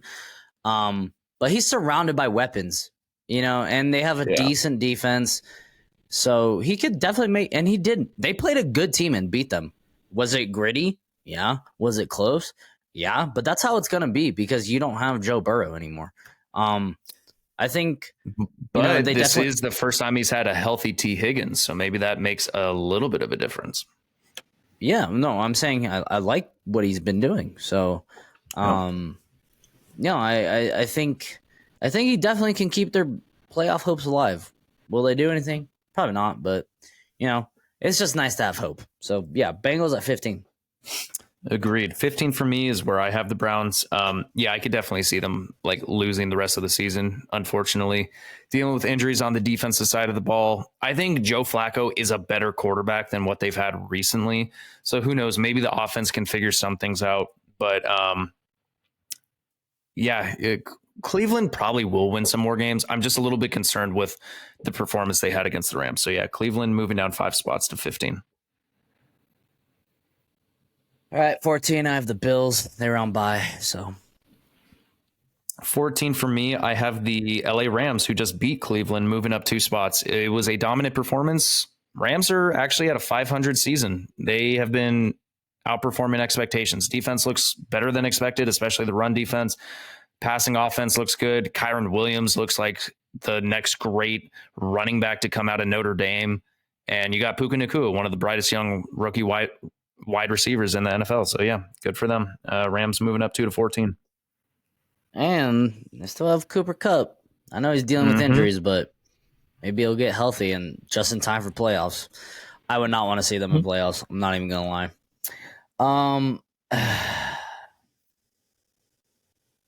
13. Okay, 13, moving up 4 spots. Probably one of the most surprising teams of the year, but I have the Indianapolis Colts. To do what they're doing, to have this many wins, and they actually look good. Like, they look good on defense. They look good on offense. They're able to run the ball. Who's the quarterback? Or not the quarterback. The coach of the Colts. I forget his name. He's from the Eagles. Shane Steichen. Yeah. He used to be, actually, when Justin Herbert was drafted into the NFL, he was his quarterback coach. Well, and I think offensive coordinator for a little bit, actually. Yeah, he deserves to be in the conversation for Coach of the Year. Him and DeMeco Ryans, I believe. They just have completely turned these teams around because the Colts had the 4th overall pick. The Texans had the 2nd overall pick. Like, to be even able to sniff playoffs is amazing for these teams. So, but not the Colts actually look good. The Texans actually look good. Like, they don't just look like flukes. They actually look good. So yeah, Colts at 13. 13 for me. This is where I have the Bills staying put because of the bye. All right, 12. I have the Broncos. staying put. Yeah, it wasn't that great of a game from Russell Wilson. Defense still played okay. It was a close game. It wasn't their best. But they were on a 5-game winning streak, and before that, they looked good. And they still could have won this game. A late second pick didn't help them out much. But I think they're fine. I think they're still right there. All right. Number 12 for me, this is where I have Indianapolis. I have them moving up 3 spots. I've liked what I've seen. You already talked about them, especially Shane Steichen, the coach. Gardner Minshew with a backup quarterback. He's leading this team to playoff aspirations. They have a chance to make playoffs, like you already touched on, defense, offense performing. Jonathan Taylor's not even in there, and Zach Moss has looked like one of the better running backs, for the portion that he has when Jonathan Taylor isn't in there. So I think they're doing enough to win a lot of games, and I hope that they make playoffs because they look like a good team. So yeah, Indy at 12. All right. At 11, moving up 7 spots. I have the Green Bay Packers. Wow. All right. I've really liked what I've seen these last couple weeks. To be able to beat Detroit, the Kansas City Chiefs, and I forget who else. Chargers. They beat Chargers. The Oregon Ducks. I don't know. Yeah. They have looked, and Jordan Love hasn't changed my opinion completely. Because it's kind of a bad taste in my mouth from what I have seen from him earlier, but he has been playing completely different. In the second half. So, good for him. This team has a lot of weapons, man. They're young on the wide receivers. They got a good defense. They got good running backs if Aaron Jones can ever get healthy. And I think they're just missing, good quarterback play. So, yeah, they're on fire right now, and I would not want to play them. Yeah. Yeah, agreed. Number 11 for me, this is where I have Cincinnati. I have them moving up 3 spots. Yes, they are without a backup, or yes, they are without Joe Burrow. They're with a backup quarterback. Defense can still make plays. They can still make stops. And, now that T. Higgins is back, this offense actually went up against a good defense in Jacksonville and still put up points. So he's still got all the same weapons that Joe Burrow. The offense obviously isn't going to be as efficient as it would be with Joe Burrow, but it still got the job done. He had a week to practice. He had more time. So I'm not saying he's going to be taking them to playoffs or anything, but this team still has a chance because they've made it to the Super Bowl not even, 2 years ago, 3 years ago? And then they've made it to AFC championship games, playoff games. The team's still good. Still got the backbone. I think this team can still make it. It's just a very big long shot. So yeah, Cincinnati at 11. All right. At 10, moving up 3 spots, which is a little bit surprising because they did lose, but they played such a good game against the Dallas Cowboys. That I have the Seahawks at 10. And it was more I still think they're a good team. I never thought they were a bad team. I just think they went on a little bit of a losing streak, which would be 3 games in a row, about to be 4. But I still think they're a good team. They have the weapons, but they play really, really good against a really good defense. So, yeah. I mean, and some of these teams before them, they can sneak into playoffs, maybe make a little splash, play some upset. Whereas I think the Seahawks are just a good team who went on a bad losing streak. So, yeah, I got the Seahawks at 10. I think Seattle is the team that we differ on the most. That is probably our biggest discrepancy in where we have them ranked, which I think is interesting because I am not of the same sentiment. I not that I disagree with your standpoint on them. I don't see it. I don't see it, but maybe you get to see them a little bit more frequently because they are in your division. A little bit more about them. So we'll see where we end up in our rankings with Seattle at the very end of the season. Anyway, did they look good? Number 10 for me, this is where I have Denver. Oh yeah, I think that they look good. I think that the offense looked a lot better. And what do you know? Like DK Metcalf got utilized. Yeah. Zach Charbonnet was getting utilized. I think that, when Kenneth Walker's in there, like the running back's a good room, like him and Zach Charbonnet, Kenneth Walker and Zach Charbonnet, that's a good running back duo. I think when the defense can step up, they look good, but they have had trouble on the offensive line, the defensive line. So they are dealing with injuries. So maybe that's why I'm a little bit lower on them than you.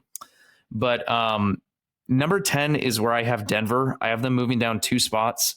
It was a tough fought battle against Houston. I think that, they were technically like the hottest team in football. They won, I think, 5 in a row, and then they finally lost. But I liked what I've seen. I think the defense has turned around. I think the offense can do enough to win games. So yeah, I got Denver at number 10.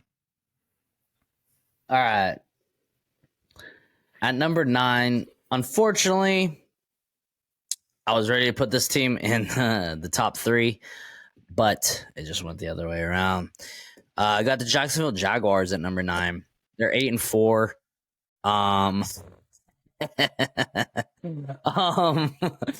But they're 8-4, and they just lost their quarterback for question mark. I have no idea how long. And even that, like they fuck you, Jake. Even that, like they let Jake Browning score all over them. They got stomped out by the 49ers, but then they had like 2 really good games in between that. So this team's a little tricky right now, and I don't know how good they're going to be with CJ Beathard. I love the dude. He was on the 49ers, but he's not a very good quarterback. So, hopefully they can get Trevor back because he's their best shot to win. If not, man, I could see them going on a little losing streak. So, yeah, I got the Jags at 9. Yeah, I could definitely see them going on a losing streak also. Number 9 for me is Houston. I have them moving up 2 spots. Good win. I'm really impressed with the defense. Really like what I'm seeing from the offense. Unfortunate about Tank Dell. So we'll see if Noah Brown's going to be able to kind of step up and, take the main role with Nico Collins. But I think they're well coached. So, yeah, Houston at 9, moving up 2. All right. That's who I have at 8, moving up 1 spot. I agree with everything that you said. It's going to be a little bit different. I don't know if they're going to have that super deep threat with Tank Dell. I mean, they can do it still with Nico and Noah Brown, really, but it's just going to be a little bit different. So we'll see. Like you said, I agree. John Mechie's definitely going to have to be utilized a little bit more. Yeah, he has kind of been just forgotten about, which is a shame because he was a good college player. And, Tank Dell kind of just freaking must have just stole the starting job out from under him. No, but the most impressive things about this team are the defense and CJ Stroud, man. Like, they're just both have been balling. I hope it continues. 100% agreed. So I'm just going to flip our 8 and 9. So at 8, I have Jacksonville. Tough loss. They lost Trevor Lawrence. This team might be in trouble depending on how long Trevor Lawrence is out for, but they're still an 8-win team at this point in time. So they've shown that they can win big games. They've shown that they can also lose big games. So I think it's kind of up in the air. They're well coached. We'll see how much CJ Beathard can do with a little bit more practice, and if the defense can kind of get back on track, because they are a good defense. They just kind of decided to take the playbook from the Oregon Ducks in the Pac-12 championship game. Put up the same amount of points. All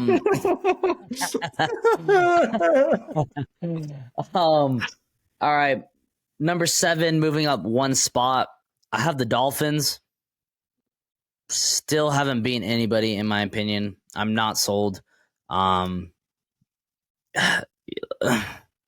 They beat up on bad teams, man. Like, is it my fault that they haven't played anybody worth noting? and I think the ones they did play, they've lost to. So I don't know, man. I definitely have question marks. They're obviously a good team. They have 9 wins. Like, you can't be a good team in the NFL with 9, or a bad team in the NFL with 9 wins. Just not going to happen. But I just don't know how good they are. I don't know if they're elite. I don't know if they're a mediocre good team. So, yeah, Dolphins at 7. 7 for me is where I have Detroit. I have them moving up 2 spots. Kind of the same, situation. They haven't really beaten anyone that I would consider like a good playoff team, but they are a decent team, good offense. Jake, you can keep sucking that dick if you want, because I'm not putting the 49ers at number 1 anymore. Detroit, they're a good team. Ben Johnson, one of the better offensive-minded head coaches or offensive coordinators in the NFL, probably going to get a starting job. Jared Goff just needs to get his stuff together. And that's what I'll say. The defense also needs to step up a little bit. But, good win for Detroit. Tough one. Detroit at 7. All right, at 6, I have the Lions. I agree with everything you said. There's some question marks. I think they, yeah. Leave it at that. Leave it at that, dude. I got a surprising one at 6. I actually have Kansas City. Not too surprising. Not too surprising. Yeah, I'm dropping them 4 spots. Offense has not looked great this year. They struggle at the wide receiver position. Running game's been okay. Defense has been good, but offense just hasn't been performing to the same expectation that we expect. So, Kansas City at 6. Not that surprising because I have Kansas City at 5, dropping 2. Really, if it wasn't for Patrick Mahomes, I would definitely have no problem putting them behind Lions, Dolphins, Texans, and then that's probably about it. Maybe not the Texans, but all those even the Texans, they're high-powered offense, man. I honestly think the Texans could beat them. Yeah, I think they could give them a run for their money, 100%. I'm just not scared of these weapons in Kansas City, so maybe Rashi will just step up. He did he did a game ago, but I don't know. Yeah, he's definitely going to have to step up. They definitely need a dual threat option other than Kelsey. Number 5 for me is where I have Baltimore. They were on bye, so I'm keeping them put. Interesting. All right, at 4, I have the Cowboys. Close win, good win against the Seahawks, which technically is their first win over a 500 team. But, Dane has his question marks about the Seahawks. I even have my question marks about the Seahawks. It might be clouding my judgment about the Seahawks is they are in my team's division, and I watch them, break our hearts every year for years. So I always, am weary of Seattle.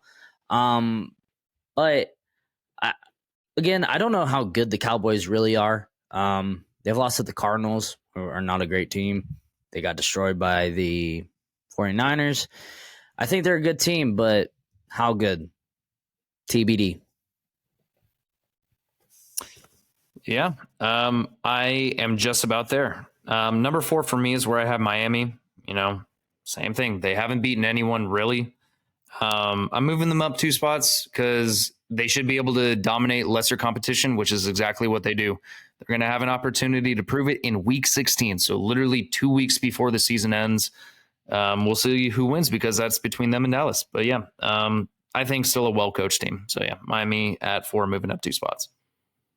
All right, 3, they were on bye, but I have the Ravens. All right, 3 for me. This is where I have Dallas. I have them moving up 1 spot. Like you said, first team that they beat that was over 500 when they played them. And the defense gave up, 35 points or 38, whatever it was. I have question marks about Dallas. When they play a somewhat competent team, like the defense just does not look the same. But the offense still hums, man. The offense still puts up points. Dak has looked great recently. Him and CD look like the best duo in football as of right now, other than maybe Tyreek and Tua. But yeah, it's a dangerous combination with those two. So yeah, Dallas at 3, moving up 1. All right, at 2, a new change. This is new. Hasn't happened in a couple weeks, but I'm just gonna do my 2 and 1. I got the Eagles moving down 1 spot at 2, and then I have the Niners at 1. Do you have the same, or are you different? Yeah, I told you I was going to change it back, but no, I'm keeping it the same. I don't want to write it. Yeah, I got Philly at 2. I have San Francisco at 1. All right, and honestly, like I said it earlier, yeah, they lost. They got destroyed by a good team. I think it just says more about the 49ers than it does about the Eagles. I think the Eagles are a really good team. Do I think that the 49ers would beat them every time they played if they played 10 times? No. I think it would probably go down the middle. I think the Eagles are a really good team, and they still scare me. They still have an all-pro offensive line everywhere. They have a good defensive line. They have some good safeties and cornerbacks. We didn't even talk about this, but where they were lacking is the linebacking room. But they just signed Shaquille Leonard, former All-Pro, on the Colts. So did he get signed today? Yeah. Oh shit! I didn't even see that. I saw that he was expected to make a decision today, but I didn't see that it actually chose.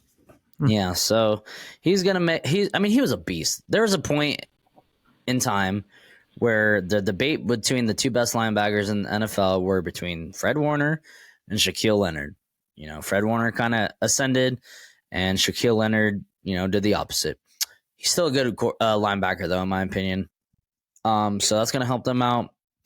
And then the 49ers, man, they're just – I've been saying it all year long. I think they're still the best team. Even when they went on their 3-game losing streak, still thought they were the best team. They just had a little hiccup in the road. I think they have the most weapons. They've been here before.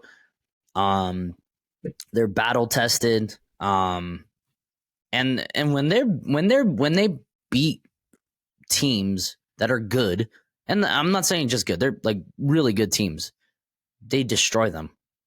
So yeah. Yeah, I think that San Francisco just shows that they're on a different level. I mean, they have absolutely dominated the Jags, Dallas, and now the Philadelphia Eagles. They're just an overall great team, and they're well coached, have one of the best offensive and defensive schemes in the NFL, some of the best player talent, great quarterback play. It's like an all-around just like NFL Super Bowl caliber team. Like that's what the San Francisco 49ers are. I think the Philadelphia Eagles are there, but the gameplay hasn't been as high level in my eyes when it comes to Jalen Hurts. I feel like he's taken a step back since he had his contract. I don't know if it's just because I don't see him rushing as much. Ball placement hasn't been as accurate in my opinion, but I still think it's a great offense. Philadelphia, they definitely got smacked in the face. Who knows? Maybe this is their wake-up call. Like, hey, we just got smacked. And, Nick Sirianni was showing players of the 49ers talking shit about them all week. So maybe they got a little too emotional. I don't know. Maybe this just fuels fire for the NFC Championship game. That's going to be my prediction. I think it's going to be Eagles 49ers again. But, that's for a later date. We never know what happens, especially with injuries. Knock on wood if you are a fan of one of those teams. But, yeah, guys, that's going to do it for our power rankings.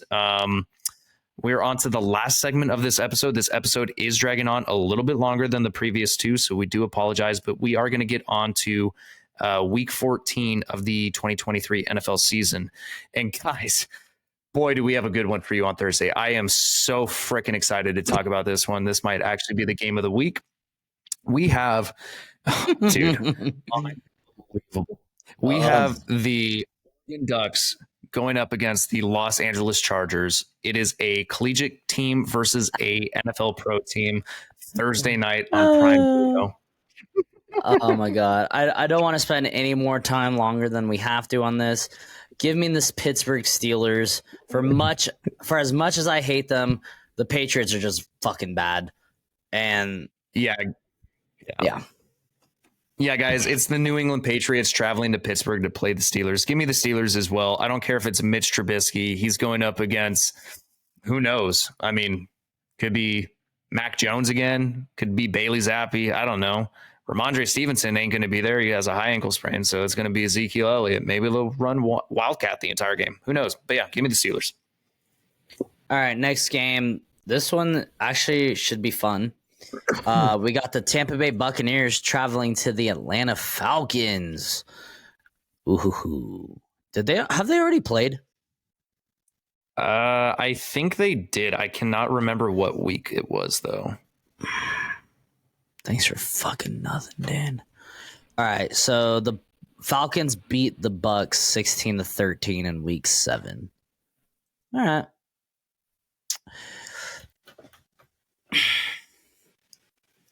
I think they trade. I'm going Bucks. Yeah, I can definitely see them trading. I'm gonna go Falcons though. Falcons at home. They just beat the Jets. Maybe build some momentum. I think that Bijan Robinson gets utilized a little bit more in this game. So I'm gonna go with the home team. Give me the Falcons. All right. Bad pick. I'm just kidding. We'll see. All right. Next game. This one should actually be fun. We got the Indianapolis Colts traveling to the Cincinnati Bengals. Dang. Yeah, this one's actually a lot tougher now of a pick than I had originally thought it was gonna be, especially after this last week. Yeah. Both of these teams are just coming off overtime wins. That's crazy. You know what? Yeah. Give me the Colts. I think that defense gets after Browning, and I think they get after him. So give me the Colts. Oh man, I want to take the Colts so bad, but I'm actually going to disagree with you 2 for 2. I'm going to go Bengals. I'm not saying that Browning is a better quarterback than Minshew. I do like the Colts offense and defense, but I base the defenses very similarly. I think the Bengals and the Colts have a very similar defense. Like they've been better in the past, but they're doing okay. I think the Colts defense has taken a step back a little bit over the last month. Like I think it was a lot better at the beginning. Maybe I'm mixing up my games, but I like what I'm seeing from the Colts offense. The only reason I'm a little bit more hesitant is because Jonathan Taylor's out. I know Zach Moss has done really well this year. Michael Pittman's looking like a beast, but you know, Jamar Chase showed that he can even get a game going with Jake Browning at quarterback. They have T Higgins back. Joe Mixon's still getting utilized. So the offense can still move the ball. I'm going to go Bengals at home. Mm-hmm. Next game. Man, this one is going to be interesting. We got the Jacksonville Jaguars traveling to the Cleveland Browns. Fuck, man. This one's tough. I mean, this would have been a lot simpler pick if Trevor Lawrence was still at the quarterback position. Yeah. I think I'm going to go Joe Flacco and the Browns at home.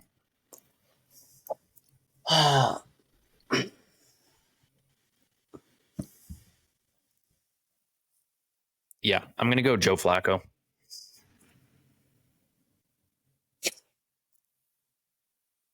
Yeah, obviously if Trevor Lawrence is in, I'm taking the Jags.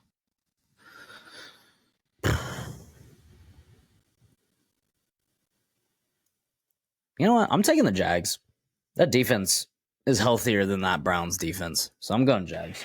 That is 100% fair. But I'm going to keep it at the Browns. This is interesting. This is the first week this is the first time since we started our podcast where we've differed on 3 games in a row. Mm-hmm. Yeah. I like definitely that. Won't. Yeah, me too. All right, this one. All right, next one. We got the Houston Texans traveling to the New York Jets. Give me the Texans. Yeah, give me the Texans as well. I'm gonna agree with you on this one. That offense is just too high powered. CJ Stroud is playing like a man on fire. And even though they did lose Tank Dell, I still expect Noah Brown to be somewhat relevant. But I think the Jets defense, especially in New York at MetLife, can make this hard for the Houston Texans offense. But I still think that the Houston Texans offense gets it done. All right. Next one. This is going to be a good game. We got the Los Angeles Rams traveling to the Baltimore Ravens. Yeah. That's a tough one. Well, it's not tough. It's only tough because the Rams have just been kind of winning. Close ones. Tough ones. But we've also seen the Ravens have absolute beatdowns and then keep it close with teams that they shouldn't. They had no business barely beating the Chargers. Let's be real. Yeah. The Chargers should have been blown out. They blew out Seattle. Mm-hmm. Or they blew out Detroit. They absolutely blew out those teams. So I think this could be a very similar game to the Chargers Ravens, because I think the Rams actually have a much better defense. I'm going to go Ravens still at home, but I think it'll be a close game.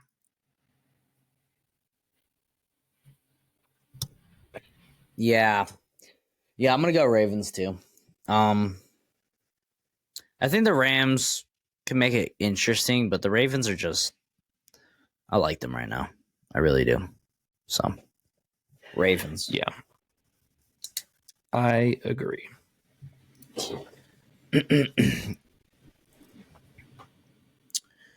All right.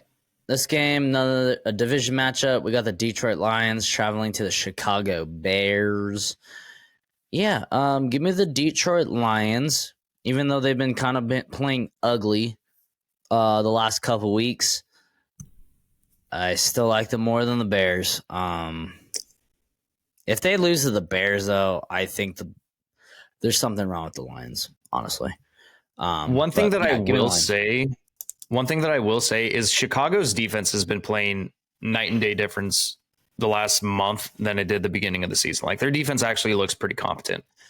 Very true. That being said, it is in Chicago, and Chicago was winning by over 10 points with 4 minutes left in Detroit, and then they ended up blowing it. So I could definitely see Chicago actually pulling this one off at home, but I'm still going to go Detroit. I think that they're kind of going to realize that they made it a little too close last time and hopefully get the offense going on a different track this time. So yeah, give me Detroit. All right, next game. Boom bow, boom bow. Bing bang, bing bang. Bing bang. All right, we got the Carolina Panthers traveling to the New Orleans Saints. Holy shit. Do the Panthers get their second win of the season? Because the way the Saints have been playing, I could honestly see it happening. And bro, I honestly could too, because I could see Jameis Winston throwing 2 interceptions. God damn it, bro. But I'm still going Saints. Yeah, the easy pick is going with the Saints. I think the Panthers can beat them, though. The way the Saints have been playing. I definitely think the Panthers could still beat them. I just don't trust Chuba Hubbard getting enough going on the ground against a Saints defense, which is still decently good against the run. Maybe their pass defense needs a little bit of work now, but their run defense is still solid. Mm-hmm. And I could still see Alvin Kamara just having a day. So I'm going to go Saints. Shut up. All right. Okay. All right. Okay, and all right. Okay. Next game. And all right, next game. We got the Minnesota Vikings. We got the Minnesota Vikings traveling to the Las Vegas Raiders. This is a tough one. Is this just the week where they put up teams that have almost identical records? Dude, look at the records of every team playing. Yeah. They are almost all identical, which is crazy. Crazy. -3 games. All right, who you picking with? Or who you going with?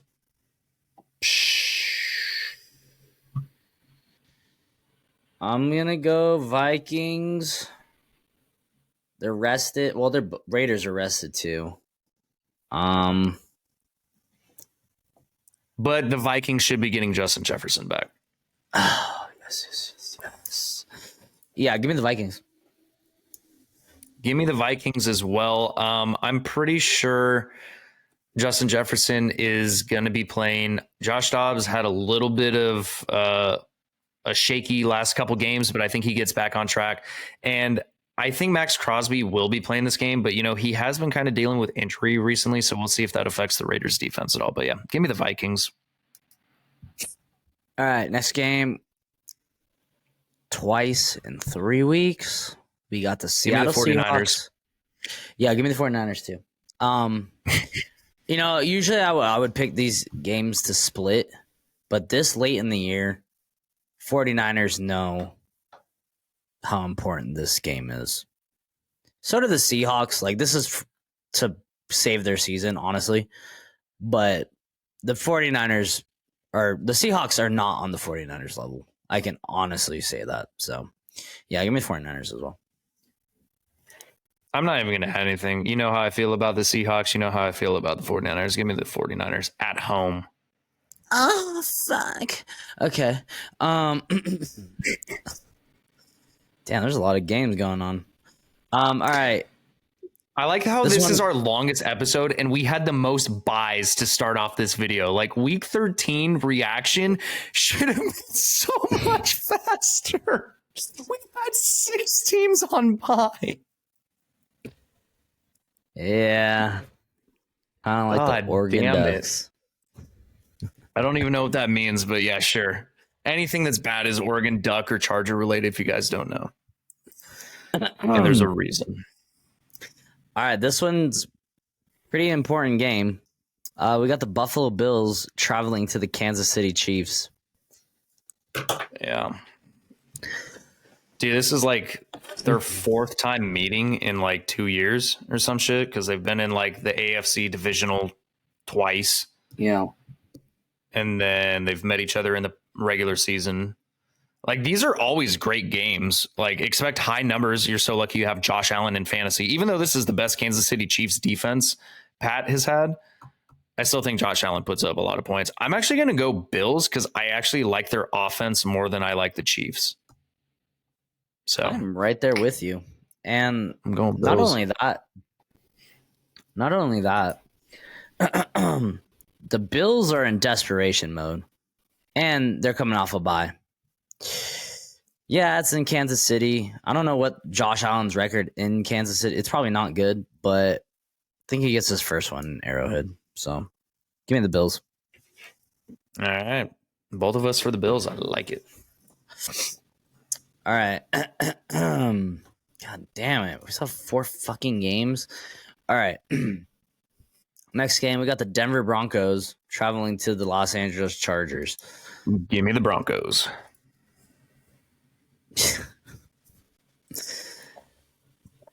Yeah. I don't know, man. I think the Chargers can win, but they can win, but the way the Broncos defense has been playing recently, and the way that we have one receiving option with Keenan Allen and then no one, pretty much. Austin Eckler can't catch anymore. QJ sucks at catching. Like, he refuses to catch. He gives the ball back. Donald Parham, he can make every other catch, and then other times he throws the ball away. And then Gerald Everett. That's pretty much it. There's your offense. Offensive line trash. Only thing that I'm hoping is Khalil Mack has a multi-sack game, so he can hopefully still chase down that sack record. What if they started playing or using Oregon's playbook? Then they would take an early lead, kind of like they did like a couple years ago or even last year, and then they'd blow it. All right. Yeah, give me the Broncos, which means the Chargers will probably win. No, they won't. No, they will not. And I will bet $10 on that. Oh, hell yeah, bro. This is the Sunday night game? All right, Sunday night, we got the Philadelphia Eagles traveling to the Dallas Cowboys. Give me the Cowboys. Ooh. And It was a very close matchup the first time they played. Yeah, the Cowboys almost beat them first time. I think they trade. The Eagles just got a rough game. Back 3 rough games in a row. Going into Dallas, another rough game. They really can't seem to catch their breath right now. I think they lose.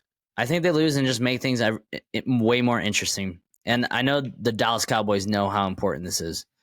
Like, if they win, they have a shot at the number 1.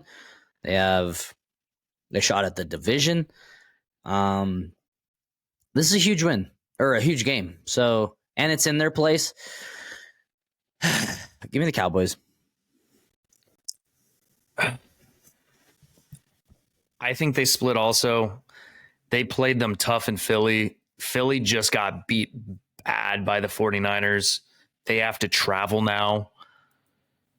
Yeah, give me the Cowboys. I think that, and plus the Cowboys have had more time off because they played Thursday night, so they've had a little bit more time to rest. Give me the Cowboys.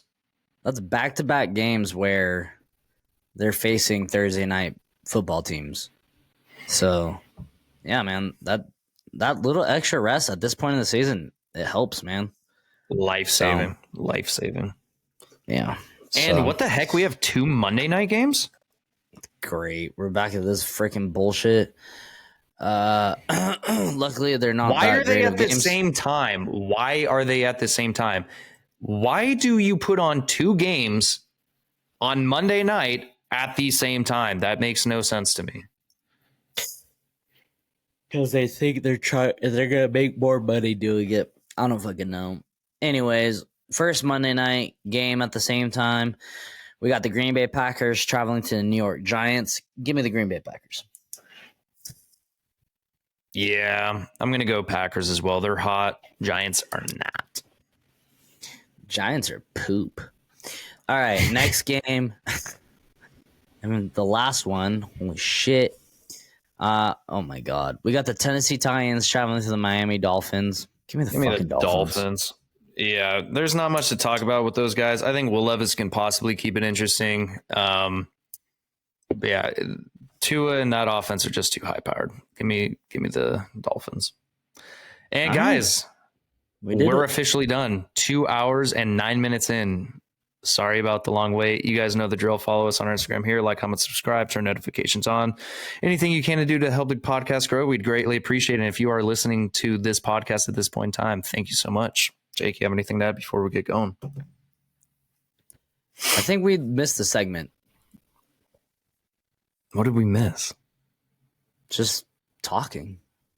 Shut the fuck up. All right. Thanks for listening. Yeah, everything Dane said. Damn. Yeah, thanks for listening. Happy holidays. They're coming up soon, so blah blah blah. And as always, peace.